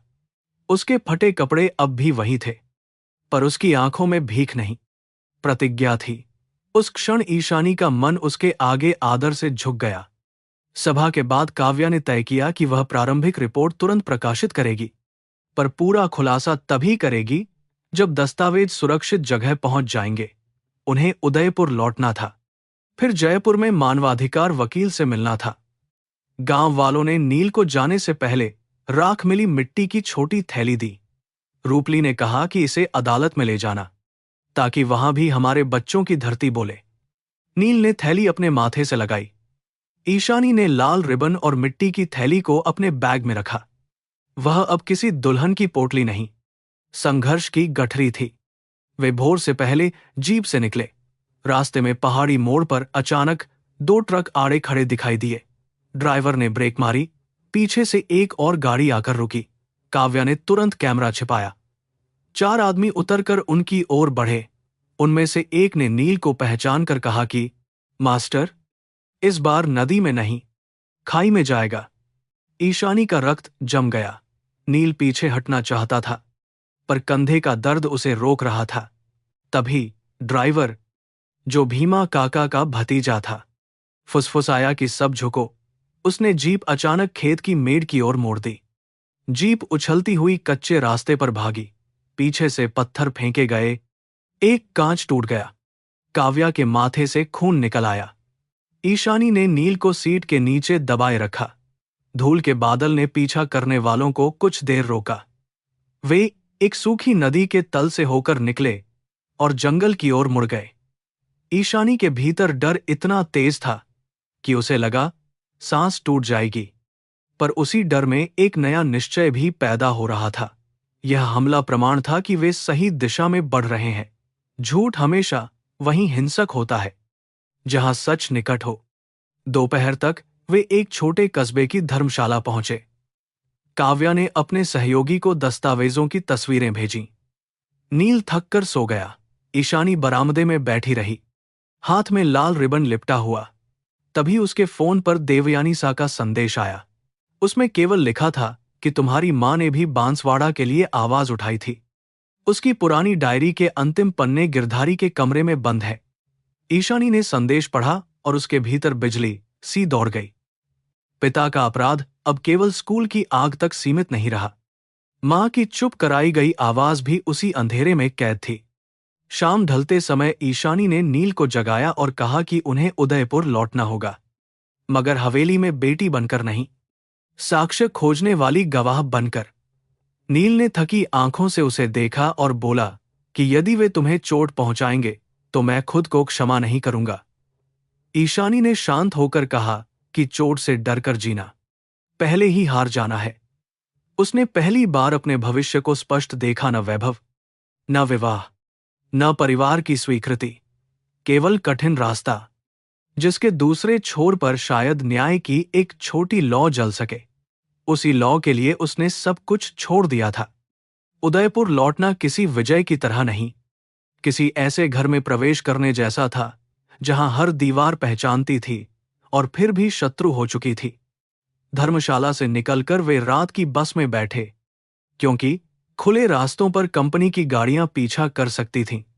काव्या का माथा पट्टी से बांधा था। नील की आंखें नींद और स्मृतियों के बीच झूल रही थीं, और ईशानी मां की चादर में लिपटी बैठी थी। खिड़की के बाहर अंधेरे खेत भागते रहे। उसे लगा वह बेटी से गवाह बन चुकी है, पर बेटी का दर्द अभी भी भीतर जीवित है। सुबह उदयपुर की झीलें धुंध में छिपी थीं। वही शहर जहां उसके बचपन की पतंगे, मां की हंसी और पिता की ऊंची आवाजें रहती थीं, अब उसे अदालत के रास्ते जैसा कठोर लग रहा था। काव्या ने सलाह दी कि सीधे हवेली जाना खतरनाक होगा। पहले उन्हें गिरधारी लाल के कमरे तक पहुंचने का उपाय चाहिए था। ईशानी जानती थी कि हवेली में हर नौकर, हर कैमरा, हर दरवाजा पिता की आज्ञा से चलता है। फिर उसे बचपन की एक बात याद आई। मां गौरी रसोई की पिछली गली से मंदिर की विधवाओं को अनाज भिजवाती थीं, और वही रास्ता अब भी बंद नहीं हुआ होगा। उन्होंने नील को सेवा आश्रम की उदयपुर शाखा में छिपाया, जहां सरोज बहन की एक परिचित नर्स पुष्पादी काम करती थी। नील जाने को तैयार नहीं था। उसे डर था कि ईशानी अकेली हवेली में फंस जाएगी। ईशानी ने कहा कि यदि वह साथ गया तो पहरा तुरंत बढ़ जाएगा। उसने लाल रिबन उसकी हथेली पर रखकर कहा कि यह चंदा की आवाजा है, इसे बचाए रखना। नील ने पहली बार उसके नाम को बिना हिचक पुकारा, ईशानी। उस एक शब्द में चिंता, विश्वास और एक ऐसी कोमलता थी जिसे दोनों ने बोलकर स्वीकार नहीं किया। काव्या ने साधारण दुपट्टे से चेहरा ढका और ईशानी के साथ पुराने बाजार की ओर चली। हवेली के पिछवाड़े का रास्ता दूध वालों और सब्जी वालों के लिए सुबह कुछ देर खुलता था। ईशानी ने अपनी बचपन की परिचित बूढ़ी रसोइया पन्नो काकी को देखा। काकी ने उसे पहचानते ही आंचल मुंह पर रख लिया, जैसे रोने की आवाज रोक रही हो। उन्होंने बिना प्रश्न किए दोनों को भीतर खींच लिया। रसोई में हल्दी, घी और गरम तवे की गंध थी। यह वही स्थान था जहां बचपन में ईशानी ने मां के साथ पहली रोटी गाय के लिए बनाना सीखा था। पन्नो काकी ने धीरे से बताया कि भानु प्रताप पिछले 2 दिनों से किसी पर भरोसा नहीं कर रहे। गिरधारी लाल के कमरे पर नया ताला लगा है, पर उसकी चाबी पूजा कक्ष के पीछे रखी लोहे की आलमारी में हो सकती है। देवयानी सा बीमार होने का बहाना करके अपने कमरे से नहीं निकली। यह सुनकर ईशानी समझ गई कि दादी ने संदेश भेजकर केवल पन्ने नहीं रास्ता भी खुला छोड़ा है। काव्या ने कहा कि समय बहुत कम है, बाहर मेहमानों की आवाजाही नहीं थी, पर सुरक्षा दोगुनी थी। हवेली किसी किले में बदल चुकी थी। ईशानी पूजा कक्ष में पहुंची तो उसका हृदय भर आया। संगमरमर के देवताओं के सामने चांदी के दिए जल रहे थे, पर उसे मां का छोटा मिट्टी का दीपक याद आया, जिसे पिता ने कभी सस्ता कहकर हटवा दिया था। उसने देवताओं से कुछ मांगा नहीं, बस आलमारी खोली। भीतर से चाबी मिली। साथ में मां गौरी की पुरानी चिट्ठी का एक टुकड़ा भी दबा था। उस पर लिखा था कि सत्य को ताले में रखने वाला घर अंततः अपनी ही प्रतिध्वनि से डरने लगता है। ईशानी की आंखें नम हुईं, पर उसने चाबी कसकर पकड़ ली। गिरधारी लाल का कमरा हवेली के दफ्तर वाले हिस्से में था। वहां लोहे की अलमारियां, पुराने बिल, फाइलें और कंपनी की मुहरों की गंध थी। काव्या ने दरवाजे पर निगरानी रखी, जबकि ईशानी ने ताला खोला। कमरे में व्यवस्थित कागजों के बीच एक लकड़ी की पेटी अलग रखी थी। उस पर कोई नाम नहीं था, पर धूल कम थी, मानो हाल ही में छुई गई हो। पेटी खुलते ही पुराने कागज, तस्वीरें और मां की डायरी के अंतिम पन्ने सामने आए। ईशानी के हाथ कांपने लगे। उसे लगा मां की दबाई हुई आवाज वर्षों बाद सांस ले रही है। डायरी के पन्नों में गौरी राठौड़ की लिखावट थी, सुंदर, संयमित, पर भीतर से जलती हुई। उन्होंने लिखा था कि बांसवाड़ा की पहाड़ियों में खनन शुरू होने से पहले ही बच्चों की पाठशाला को हटाने का दबाव था। उन्होंने भानु प्रताप से कहा था कि जमीन से पहले मनुष्य आते हैं, पर उन्होंने इसे भावुक स्त्री की बाधा कहा। एक पन्ने पर लिखा था कि निरंजन पारीक नाम का युवा शिक्षक सच बोल रहा है और उसे बचाना चाहिए। ईशानी ने सांस रोक ली। उसकी मां उस आदमी को जानती थी, जो आज भिखारी कहकर धकेला गया। अगले पन्ने पर और भी भयावह बात थी। गौरी ने लिखा था कि प्रताप जौहरी के पिता राघव जौहरी ने कंपनी के लोगों से कहा था कि स्कूल को खाली कराने के लिए डर दिखाना जरूरी है। डीजल के ड्रम, बंद कमरा और रात की कार्रवाई का संकेत उसी बैठक में दिया गया था। गौरी ने यह भी लिखा कि यदि कुछ हुआ तो वह प्रेस में जाएंगी। डायरी की अंतिम पंक्ति अधूरी थी, यदि मेरे साथ कोई दुर्घटना हो तो ईशानी को बताना कि। आगे पन्ना फटा था। ईशानी के भीतर एक गहरी चीख उठी, पर आवाज बाहर नहीं आई। काव्या ने तेजी से पन्नों की तस्वीरें लीं। तभी बाहर कदमों की आहट आई। गिरधारी लाल दरवाजे पर खड़े थे। उनका चेहरा राख जैसा सफेद हो गया। कुछ क्षण तीनों चुप रहे।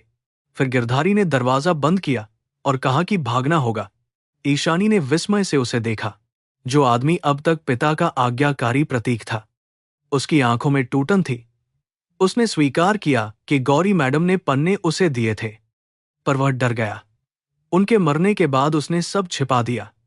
उसके मौन ने अपराधियों को बचाया, और यह पाप उसे हर रात जगाता रहा।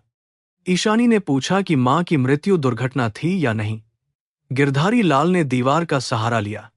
उसने कहा कि कार की ब्रेक लाइन से छेड़छाड़ की बात मैकेनिक ने कही थी, पर रिपोर्ट बदल गई। भानु प्रताप ने शायद आदेश नहीं दिया था, पर उन्होंने जांच रोक दी, क्योंकि खुलासा होता तो राघव जौहरी, कंपनी के निदेशक और मंत्री सब फांसते। गौरी सच लेकर निकली थीं, लौटकर नहीं आई। ईशानी को लगा उसके जीवन की सबसे बड़ी शोक सभा आज पूरी हुई है। पिता ने मां को नहीं मारा होगा, पर उनके मौन ने उन्हें दूसरी बार मार दिया। अचानक गलियारे में सुरक्षा कर्मियों की आवाजें बढ़ीं। गिरधारी ने पन्ने एक कपड़े में बांधकर ईशानी को दिए और पीछे की खिड़की की ओर इशारा किया। काव्या पहले उतरी, फिर ईशानी। बाहर पन्नो काकी इंतजार कर रही थीं। उन्होंने ईशानी के माथे को चूमा और कहा कि मां की बेटी अब मां की आग लेकर जा रही है। उसी क्षण किसी ने भीतर दरवाजा तोड़ा। वे रसोई की गली से भागीं। पीछे से शोर, आदेश और दौड़ते कदम सुनाई दिए। हवेली, जहां कभी ईशानी की पायल बजती थी, अब उसके पीछे शिकारियों की तरह भाग रही थी। वे किसी तरह पुराने बाजार की भीड़ में घुल गईं। काव्या ने दस्तावेजों की डिजिटल प्रतियां अपने संपादक, वकील और एक भरोसेमंद मानवाधिकार संगठन को भेज दीं। ईशानी की सांस अभी भी तेज चल रही थी। उसने मंदिर की सीढ़ियों पर बैठकर पहली बार खुलकर रोया। यह रोना केवल मां के लिए नहीं था, यह उस विश्वास के लिए था कि पिता कठोर है पर अन्यायी नहीं। अब वह भ्रम टूट चुका था। काव्या ने उसका कंधा पकड़ा, बोली, तुम्हें आज कमजोर होने का अधिकार है, पर शाम तक हमें लड़ना होगा। ईशानी ने आंसू पोंछे और सिर हिला दिया। सेवा आश्रम पहुंचते ही नील ने उसके चेहरे से सब समझ लिया। उसने कुछ नहीं पूछा, बस चुपचाप पानी का गिलास दिया। ईशानी ने मां की डायरी के पन्ने उसके सामने रखे। नील ने गौरी का नाम पढ़ा और माथे पर हाथ रखा। धीरे धीरे उसे याद आया, एक साड़ी पहने महिला स्कूल आई थी, बच्चों से मिली थी, चंदा को किताब दी थी और निरंजन से कहा था कि वह अकेला नहीं है। नील की आंखें भर आईं। वह महिला ईशानी की मां थी। वर्षों से उनके बीच एक अदृश्य धागा था, जिसे आज सच्चाई ने उजागर कर दिया। नील ने कांपते स्वर में कहा कि गौरी मैडम ने वादा किया था कि बच्चों की पाठशाला नहीं टूटेगी। आग के बाद उसे लगा होगा कि उन्होंने भी धोखा दिया, क्योंकि उसे कुछ याद नहीं था।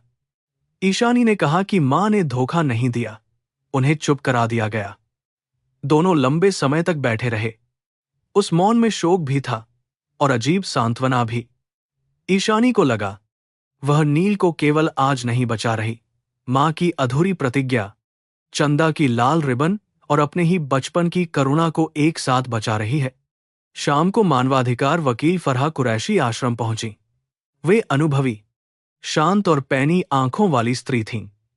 उन्होंने दस्तावेज देखे और कहा कि मामला केवल लापरवाही का नहीं, आपराधिक षड्यंत्र, साक्ष्य छिपाने और गवाह पर हमला करने का है।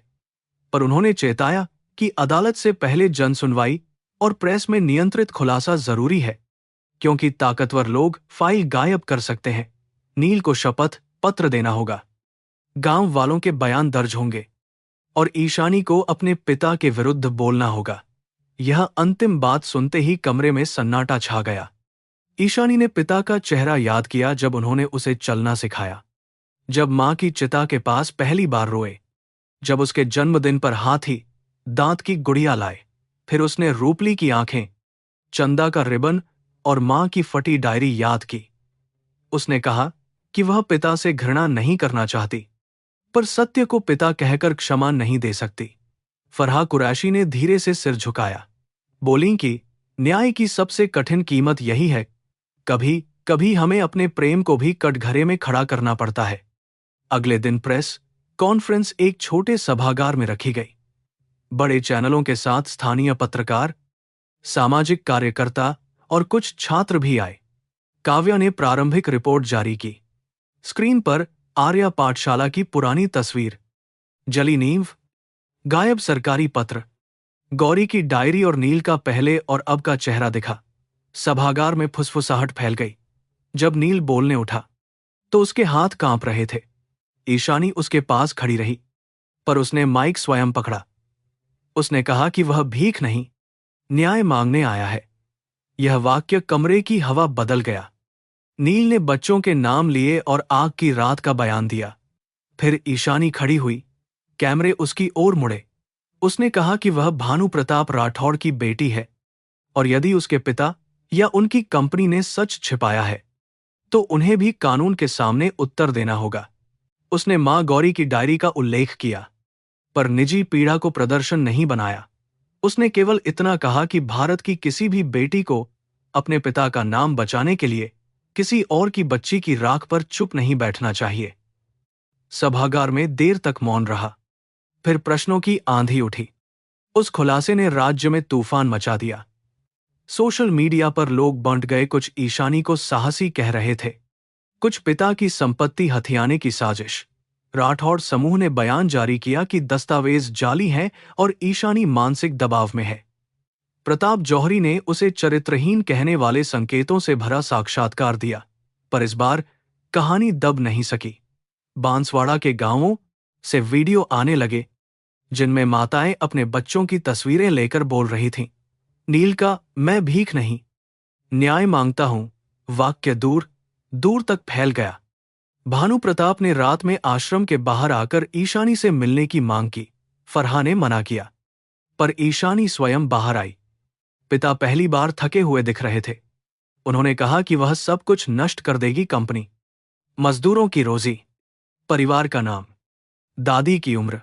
ईशानी ने शांत स्वर में कहा कि जो नाम झूठ पर खड़ा है वह पहले ही नष्ट है।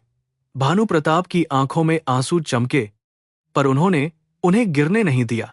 बोले, तुम्हारी मां भी मुझे समझ नहीं सकी। ईशानी ने उत्तर दिया कि शायद आपने किसी को सुनना सीखा ही नहीं। भानु प्रताप ने अंतिम बार पूछा कि क्या वह घर लौटेगी। ईशानी ने कहा कि जब तक घर सच के साथ नहीं लौटता वह उस घर में नहीं आएगी। पिता ने नील को दूर खड़े देखा और कटु स्वर में कहा कि एक भिखारी ने मेरी बेटी छीन ली। नील आगे बढ़ा, पर ईशानी ने हाथ उठाकर रोका। उसने पिता से कहा कि मुझे किसी ने छीना नहीं, आपने ही मुझे उस दिन खो दिया था जब आपने बच्चों की चीखों से ऊंची दीवारें बनाई। भानु प्रताप का चेहरा कठोर हो गया। वे चले गए और उनके पीछे कार की रोशनी अंधेरे में डूब गई। आधी रात को आश्रम पर हमला हुआ। पत्थर खिड़कियों से भीतर आए। बाहर आग लगाने की कोशिश हुई। प्रताप के लोग नील को उठाकर ले जाना चाहते थे क्योंकि वही जीवित गवाह था। आश्रम की औरतें चिल्लाईं, बच्चे रोने लगे। ईशानी नील को पीछे वाले कमरे की ओर ले जा रही थी। तभी एक आदमी ने उसे धक्का दिया। वह सीढ़ियों से टकराकर गिर पड़ी। उसके माथे से खून बहने लगा। नील ने उसे गिरते देखा तो उसकी आंखों में वह रात फिर लौट आई। चंदा, धुआं, बंद दरवाजा, पर इस बार वह जड़ नहीं हुआ। वह गरजकर आगे बढ़ा। नील ने हमलावर का हाथ मोड़ा, बच्चों को बाहर निकालने का रास्ता खोला और सरोज बहन को आवाज दी कि सबको आंगन से पिछली गली में भेजे। उसकी स्मृति और शरीर एक साथ लौट आए थे। काव्या ने हमला लाइव रिकॉर्ड कर लिया। पुलिस आने में देर कर रही थी, पर आसपास के मोहल्ले के लोग जुट गए। हमलावर भागने लगे। प्रताप भीड़ में छिपा खड़ा था, पर कैमरे ने उसका चेहरा पकड़ लिया। ईशानी अर्धचेतन अवस्था में नील का नाम पुकार रही थी। नील ने उसे उठाया और कहा कि इस बार कोई दरवाजा बंद नहीं होगा। अस्पताल में ईशानी की पट्टी बांधी गई। चोट गहरी नहीं थी, पर रक्त बहुत बहा था। नील उसके बिस्तर के पास बैठा रहा, जैसे वह अपनी सांसों से उसकी रक्षा कर रहा हो। ईशानी ने आंखें खोलीं तो उसे देखकर मुस्कुराने की कोशिश की। बोली, तुमने सबको बचाया। नील ने फुसफुसाकर कहा कि शायद भगवान ने मुझे इसी दिन के लिए बचाया था। उसकी आंखों में अब पागलपन नहीं, अपराध बोध से पार जाती हुई जागृति थी। ईशानी ने उसका हाथ थाम लिया। इस बार नील ने हाथ नहीं छुड़ाया। दोनों ने कुछ नहीं कहा, पर मौन में प्रतिज्ञा पूरी हो गई। सुबह फरहा कुरैशी ने बताया कि हमला रिकॉर्ड होने के कारण मामला अब राष्ट्रीय स्तर पर जाएगा। अदालत में तात्कालिक सुरक्षा याचिका दायर होगी। प्रताप पर आपराधिक षड्यंत्र और गवाह को धमकाने का आरोप लगेगा। राठौड़ समूह की फाइलें जब्त कराने की मांग की जाएगी। ईशानी ने सुना, फिर धीरे से पूछा कि क्या पिता जेल जा सकते हैं? फरहा ने सच छिपाया नहीं। बोली, यदि दस्तावेज और गवाह साबित करते हैं कि उन्होंने साक्ष्य दबाए तो हां। ईशानी ने आंखें बंद कर लीं। न्याय का रास्ता सीधा था, पर उस पर बेटी का हृदय बार बार लहूलुहान होना था। दोपहर में देवयानीसा अस्पताल आईं। उनके चेहरे पर उम्र अचानक कई वर्ष और उतर आई थी। उन्होंने ईशानी के माथे पर हाथ रखा और पहली बार बिना मर्यादा, बिना कुल, बिना प्रतिष्ठा की भाषा में रो पड़ीं। उन्होंने कहा कि उन्होंने बहुत देर तक मौन को धर्म समझा, पर मौन ने सबको अधर्मी बना दिया। फिर उन्होंने नील को देखा और उसके सामने हाथ जोड़ दिए। नील घबरा गया, पर दादी ने कहा कि यह क्षमा मांगना नहीं, अपने गर्व का अंतिम संस्कार है। ईशानी ने दादी का हाथ पकड़ा। पीढ़ियों की कठोरता उस स्पर्श में पिघलने लगी। देवयानीसा ने बताया कि वे अदालत में बयान देंगी कि गौरी को धमकियां मिलती थीं और भानु प्रताप ने सब जानते हुए भी उन्हें रोकने की कोशिश नहीं की। ईशानी स्तब्ध रह गई। दादी ने कहा कि बूढ़ी हड्डियां सच का भार देर से उठाएं तो भी उठाना चाहिए। नील ने विनम्र स्वर में कहा कि उन्हें अपने बेटे के विरुद्ध खड़ा होना पड़ेगा।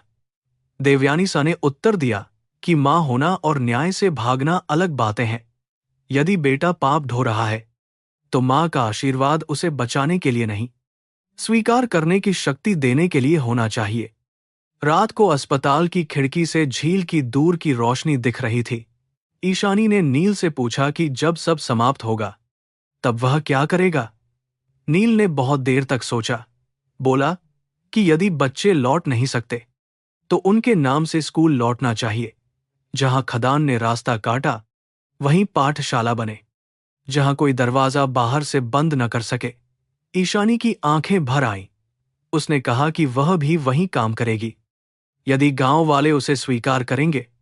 नील ने उसकी ओर देखा, बोला, स्वीकार करना उनका अधिकार है, प्रतीक्षा करना हमारा प्रायश्चित। अगली सुबह अदालत में याचिका दाखिल हुई। फरहाने, नील का बयान, काव्या की रिपोर्ट, गौरी की डायरी, ग्राम सभा के दस्तावेज, हमला रिकॉर्डिंग और गांव वालों के प्रारंभिक शपथ पत्र जमा किए। अदालत ने राठौड़ माइनिंग कॉरिडोर की परियोजना पर अस्थायी रोक लगाई। नील और प्रमुख गवाहों को सुरक्षा देने का आदेश दिया और जांच एजेंसी से पुरानी आग की फाइल पुनः खोलने को कहा। यह अंतिम न्याय नहीं था, पर बंद दरवाजे में पहली दरार थी। ईशानी ने आदेश सुना तो मां की चादर आंखों से लगा ली। नील ने दूर खड़े होकर चंदा का रिबन माथे से लगाया। अदालत के आदेश के बाद भी हवा हल्की नहीं हुई थी। न्याय की पहली दरार खुल चुकी थी, पर उसके पीछे जमा अंधेरा अब और बेचैन होकर फैल रहा था। राठौड़ माइनिंग कॉरिडोर पर लगी अस्थायी रोक ने निवेशकों, नेताओं और ठेकेदारों को झकझोर दिया था। अखबारों में बच्चों की तस्वीरें छपीं, चैनलों पर नील का कांपता हुआ बयान बार बार दिखाया गया और ईशानी का नाम अब हवेली की दुल्हन नहीं, गवाही देने वाली बेटी के रूप में लिया जाने लगा। पर हर प्रशंसा के पीछे गालियां भी थीं। कोई उसे पागल कहता, कोई विश्वासघाती, कोई कहता कि अमीरों के बच्चों को नाटक सूझते हैं। नील को सरकारी सुरक्षा मिली, पर सुरक्षा का अर्थ बंद कमरों में बैठना नहीं था। जांच अधिकारी उसे बांसवाड़ा ले जाना चाहते थे ताकि घटनास्थल की पुनः पड़ताल हो सके। ईशानी अभी पूरी तरह स्वस्थ नहीं हुई थी, फिर भी उसने साथ जाने की जिद की। फरहा कुरैशी ने चेताया कि अदालत में उसकी उपस्थिति महत्वपूर्ण होगी, पर गांव में उसकी उपस्थिति उससे भी अधिक गवाही देगी। देवयानी ने पहली बार उसे रोकने की जगह माथे पर हाथ रखा, बोली कि सत्य के रास्ते पर लौटने वाला हर कदम घर से दूर नहीं ले जाता, कभी कभी वही घर का अर्थ बदल देता है। बांसवाड़ा में इस बार उनका स्वागत पहले जैसा संशय भरा नहीं था।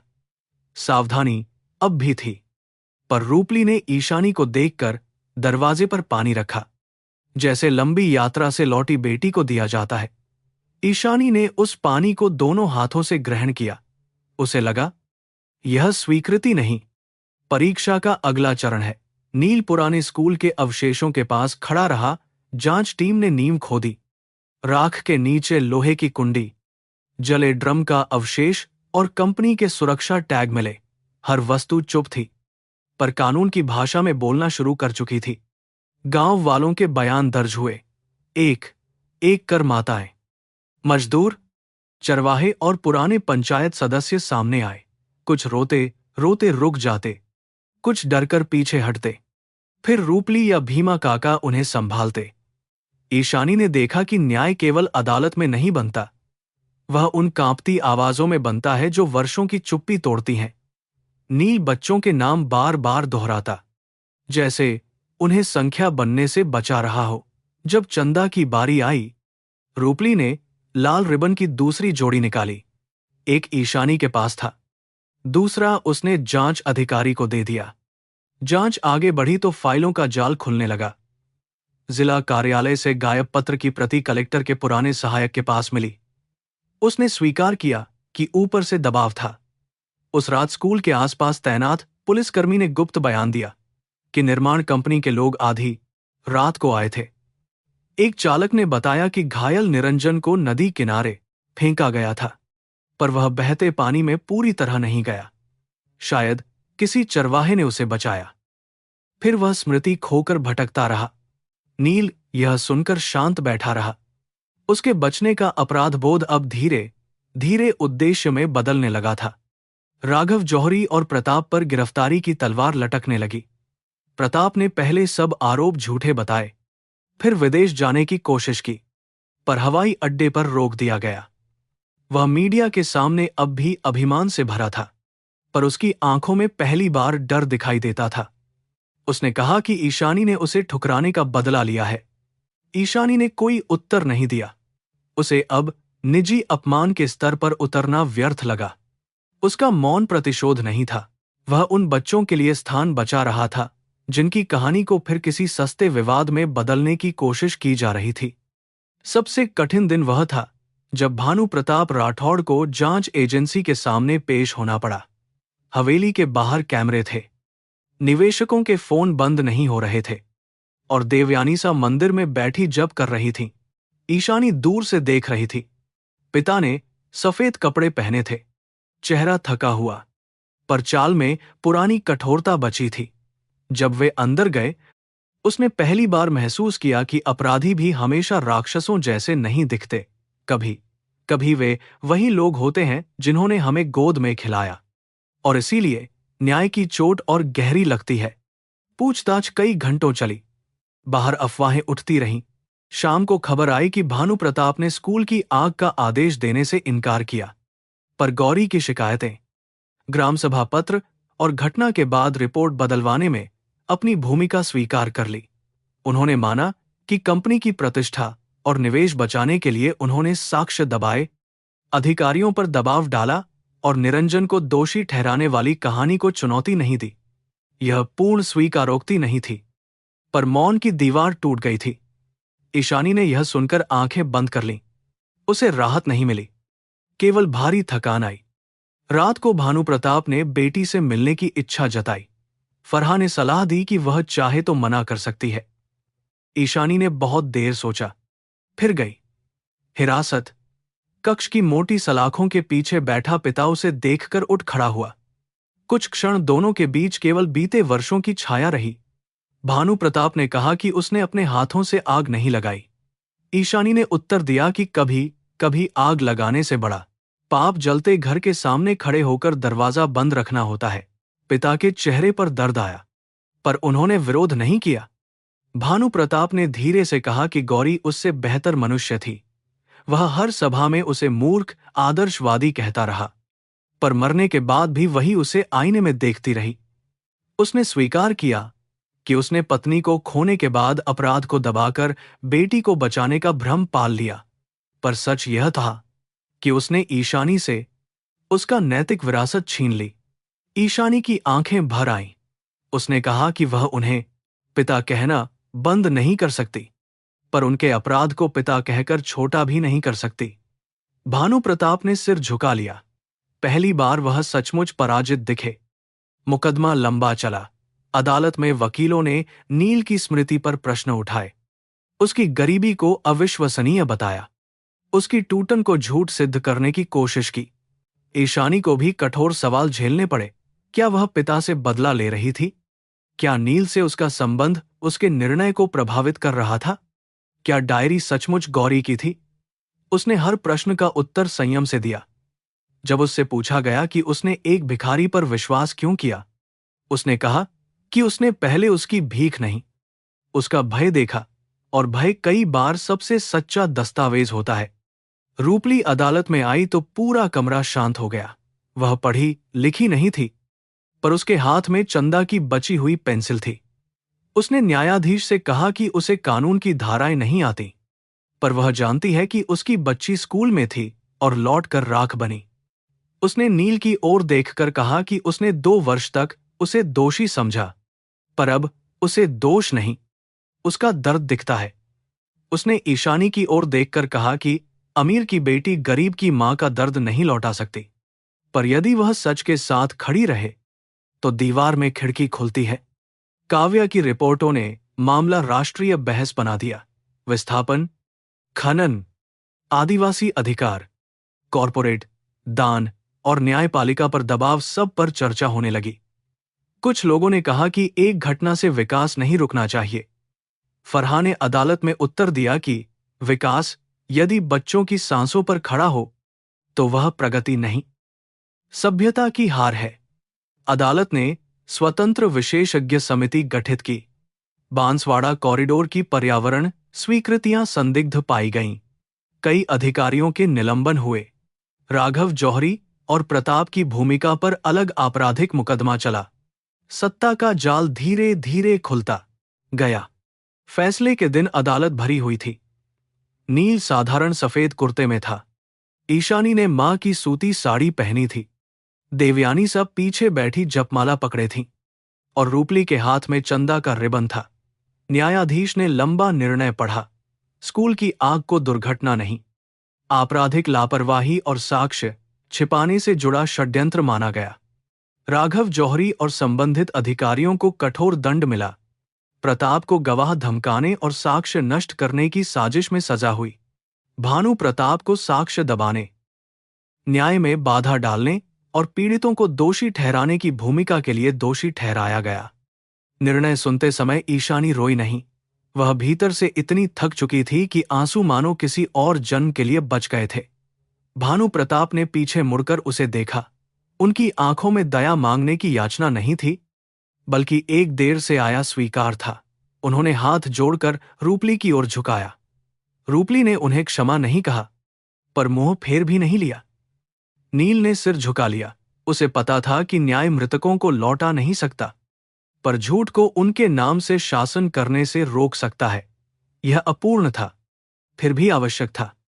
अदालत ने राठौड़ समूह को बांसवाड़ा के प्रभावित परिवारों को मुआवजा देने, स्कूल और स्वास्थ्य केंद्र बनाने, प्रदूषण और विस्थापन से हुए नुकसान की भरपाई करने तथा परियोजना क्षेत्र की सामुदायिक निगरानी स्वीकार करने का आदेश दिया।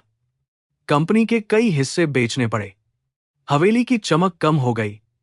देवयानी सा ने अपने निजी आभूषणों का बड़ा हिस्सा पीड़ित बच्चों के शिक्षा कोष में दिया। जब किसी ने पूछा कि क्या यह प्रायश्चित है, उन्होंने कहा कि प्रायश्चित शब्द से पाप हल्का नहीं होता, यह केवल देर से उठाया गया कर्तव्य है। ईशानी ने दादी का हाथ थाम लिया। फैसले के बाद ईशानी हवेली लौटी, पर रहने नहीं। उसने अपने कमरे से मां की शेष डायरी, कुछ सादे कपड़े और बचपन की एक छोटी मिट्टी की बांसुरी ली। महंगे गहने, लहंगे और विदेश से लाए सजावटी सामान वहीं छोड़ दिए। पन्नो काकी रोती रहीं। देवयानी सा ने कहा कि हवेली का दरवाजा अब बंद नहीं होगा, चाहे वह लौटे या ना लौटे। ईशानी ने शांत होकर उत्तर दिया कि वह लौटेगी, पर तब जब यह घर केवल राठौड़ों का नहीं, उन लोगों के लिए भी खुलेगा जिनकी कीमत पर यह खड़ा हुआ। दादी ने सिर झुका लिया। नील ने अपना उपचार जारी रखा। उसका कंधा पूरी तरह ठीक नहीं हुआ। स्मृति भी कभी कभी धुंधली पड़ जाती, पर उसकी आंखों से वह स्थायी भय हटने लगा था। उसने फिर से बच्चों को पढ़ाना शुरू किया। पहले आश्रम में, फिर बांसवाड़ा के अस्थायी शिक्षा केंद्र में। वह हर बच्चे का नाम याद करता, अनुपस्थित बच्चे के घर स्वयं जाता और दरवाजों की कुंडी हमेशा भीतर से खुली रखता। ईशानी उसे देखती तो समझती कि टूटे हुए मनुष्य भी केवल मरम्मत नहीं चाहते, वे अपने टूटने को किसी और की रक्षा में बदल देना चाहते हैं। यही पुनर्जन्म था। बांसवाड़ा में नया स्कूल बनने लगा। ईंटें गांव वालों ने मिलकर ढोईं। मजदूरी का भुगतान न्याय कोष से हुआ, पर श्रम में स्वामित्व की गर्मी थी। दीवार पर नाम लिखने को लेकर बहस हुई। किसी ने गौरी राठौड़ का नाम सुझाया, किसी ने निरंजन पारीक का, पर नील ने कहा कि स्कूल का नाम उन बच्चों पर होना चाहिए जिनकी वजह से सच लौटा। अंततः नाम रखा गया चंदा स्मृति पाठशाला। उद्घाटन के दिन कोई बड़ा नेता नहीं बुलाया गया। पहली घंटी रूपली ने बजाई और वह आवाज पहाड़ियों में बहुत देर तक गूंजती रही। ईशानी ने वहां रहकर काम करना शुरू किया।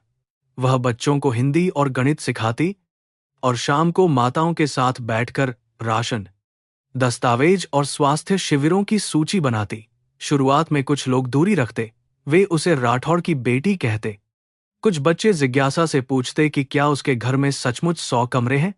वह मुस्कुराकर कहती कि कमरे बहुत थे, पर खुली खिड़कियां कम थीं।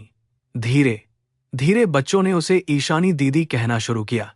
रूपली कभी कभी उसके लिए महुआ की रोटी रख देती। यह क्षमा नहीं थी, पर संबंध का बीज था। नील और ईशानी के बीच प्रेम का नाम किसी ने जल्दी नहीं लिया। गांव की आंखें तेज होती हैं, पर सच्चे दुख के बाद वे संयम भी सीखती हैं। दोनों साथ काम करते, पर एक दूसरे की चुप्पी का सम्मान करते। एक शाम स्कूल की छत पर बैठे नील ने कहा कि वह कभी कभी डरता है, कहीं उसका अतीत ईशानी के भविष्य पर छाया न बन जाए।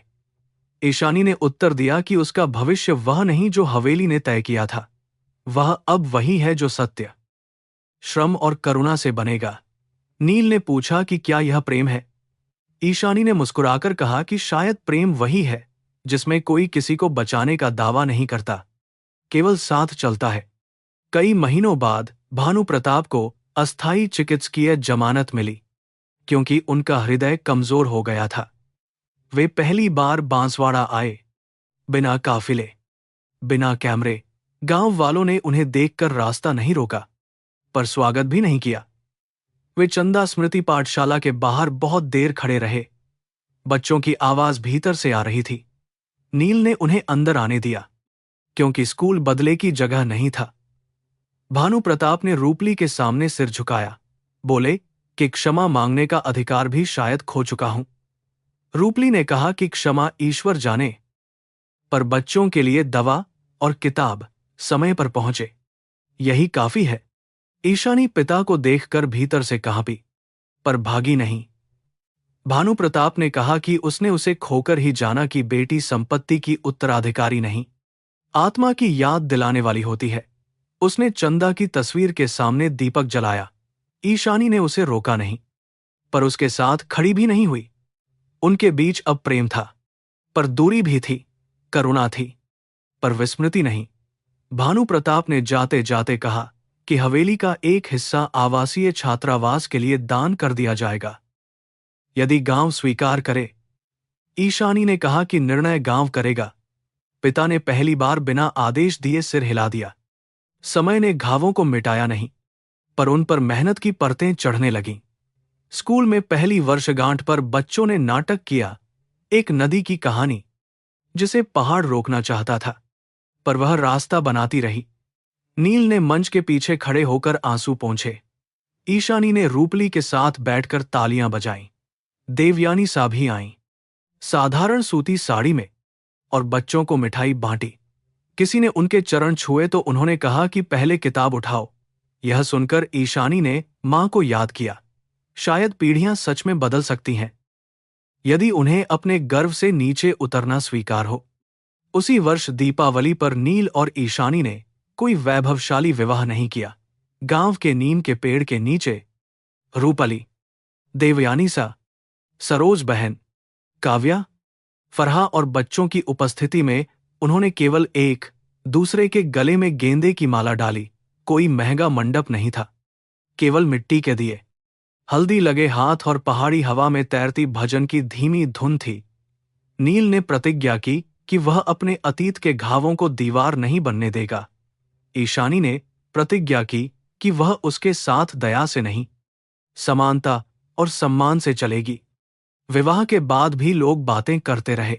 कोई कहता कि राठौड़ बेटी ने भिखारी से शादी की, कोई कहता कि मास्टर ने करोड़ों छोड़ने वाली स्त्री पाली, पर दोनों ने इन बातों को जीवन का केंद्र नहीं बनने दिया।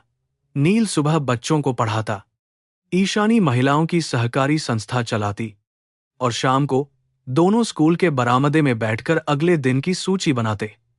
कभी कभी नील रात में चौंककर जाग जाता। ईशानी दीपक जलाकर उसके पास बैठती। वह कहती कि दरवाजा खुला है। नील बाहर जाकर सचमुच कुंडी देखता, फिर लौटकर शांत सो जाता। एक दिन चंदा की छोटी बहन मीना ने परीक्षा में पूरे जिले में पहला स्थान पाया। वह मंच पर पुरस्कार लेने गई तो उसने कहा कि उसे नर्स नहीं, डॉक्टर बनना है, क्योंकि चंदा दीदी का सपना अधूरा नहीं रहना चाहिए। पूरा गांव तालियों से भर गया। रूपली रो पड़ी। नील ने आंखें बंद कर लीं। ईशानी ने महसूस किया कि न्याय का सबसे सच्चा रूप अदालत के निर्णय से आगे है। जब राख से उठी पीढ़ी डर के बिना सपना देखती है, यही कर्म का उत्तर था। पाप ने जीवन रोका था, पर करुणा ने रास्ता फिर खोल दिया। वर्षों बाद जब चंदा स्मृति पाठशाला की पहली इमारत से बड़ी शाखा बनी, उसके प्रवेश द्वार पर 3 वाक्य लिखे गए। पहला, कोई बच्चा विकास की कीमत नहीं है। दूसरा, बंद दरवाजा अन्याय का पहला साथी है। तीसरा, दया ऊपर से नीचे नहीं उतरती, वह बराबरी में हाथ पकड़ती है। ईशानी ने यह तीसरा वाक्य स्वयं लिखा। नील ने उसे पढ़कर कहा कि उस दिन मंदिर की सीढ़ियों पर तुमने मुझे पानी दिया था, पर शायद उसी क्षण मैंने भी तुम्हें तुम्हारे भीतर का रास्ता दिखाया। ईशानी मुस्कुराई, बोली, इसलिए हम दोनों किसी के उद्धारक नहीं, एक दूसरे के साक्षी हैं। एक संध्या वे नाथद्वारा के उसी मंदिर गए जहां पहली बार उनका रास्ता मिला था। अब नील साफ कपड़ों में था, पर उसने अपने पुराने कटोरे का एक छोटा टुकड़ा संभाल कर रखा था। ईशानी ने कोई आभूषण नहीं पहना, केवल मां की सूती ओढ़नी ली। मंदिर की सीढ़ियों पर अब भी फूल बिकते थे। भीड़ धक्का देती थी और धनवानों के लिए अलग पंक्ति बनती थी। लक्ष्मी बुआ बूढ़ी हो चुकी थीं, पर उन्हें देखते ही मुस्कुरा दी।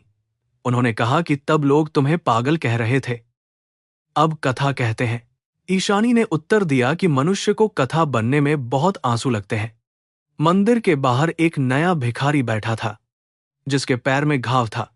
कई लोग उससे बचकर निकल रहे थे।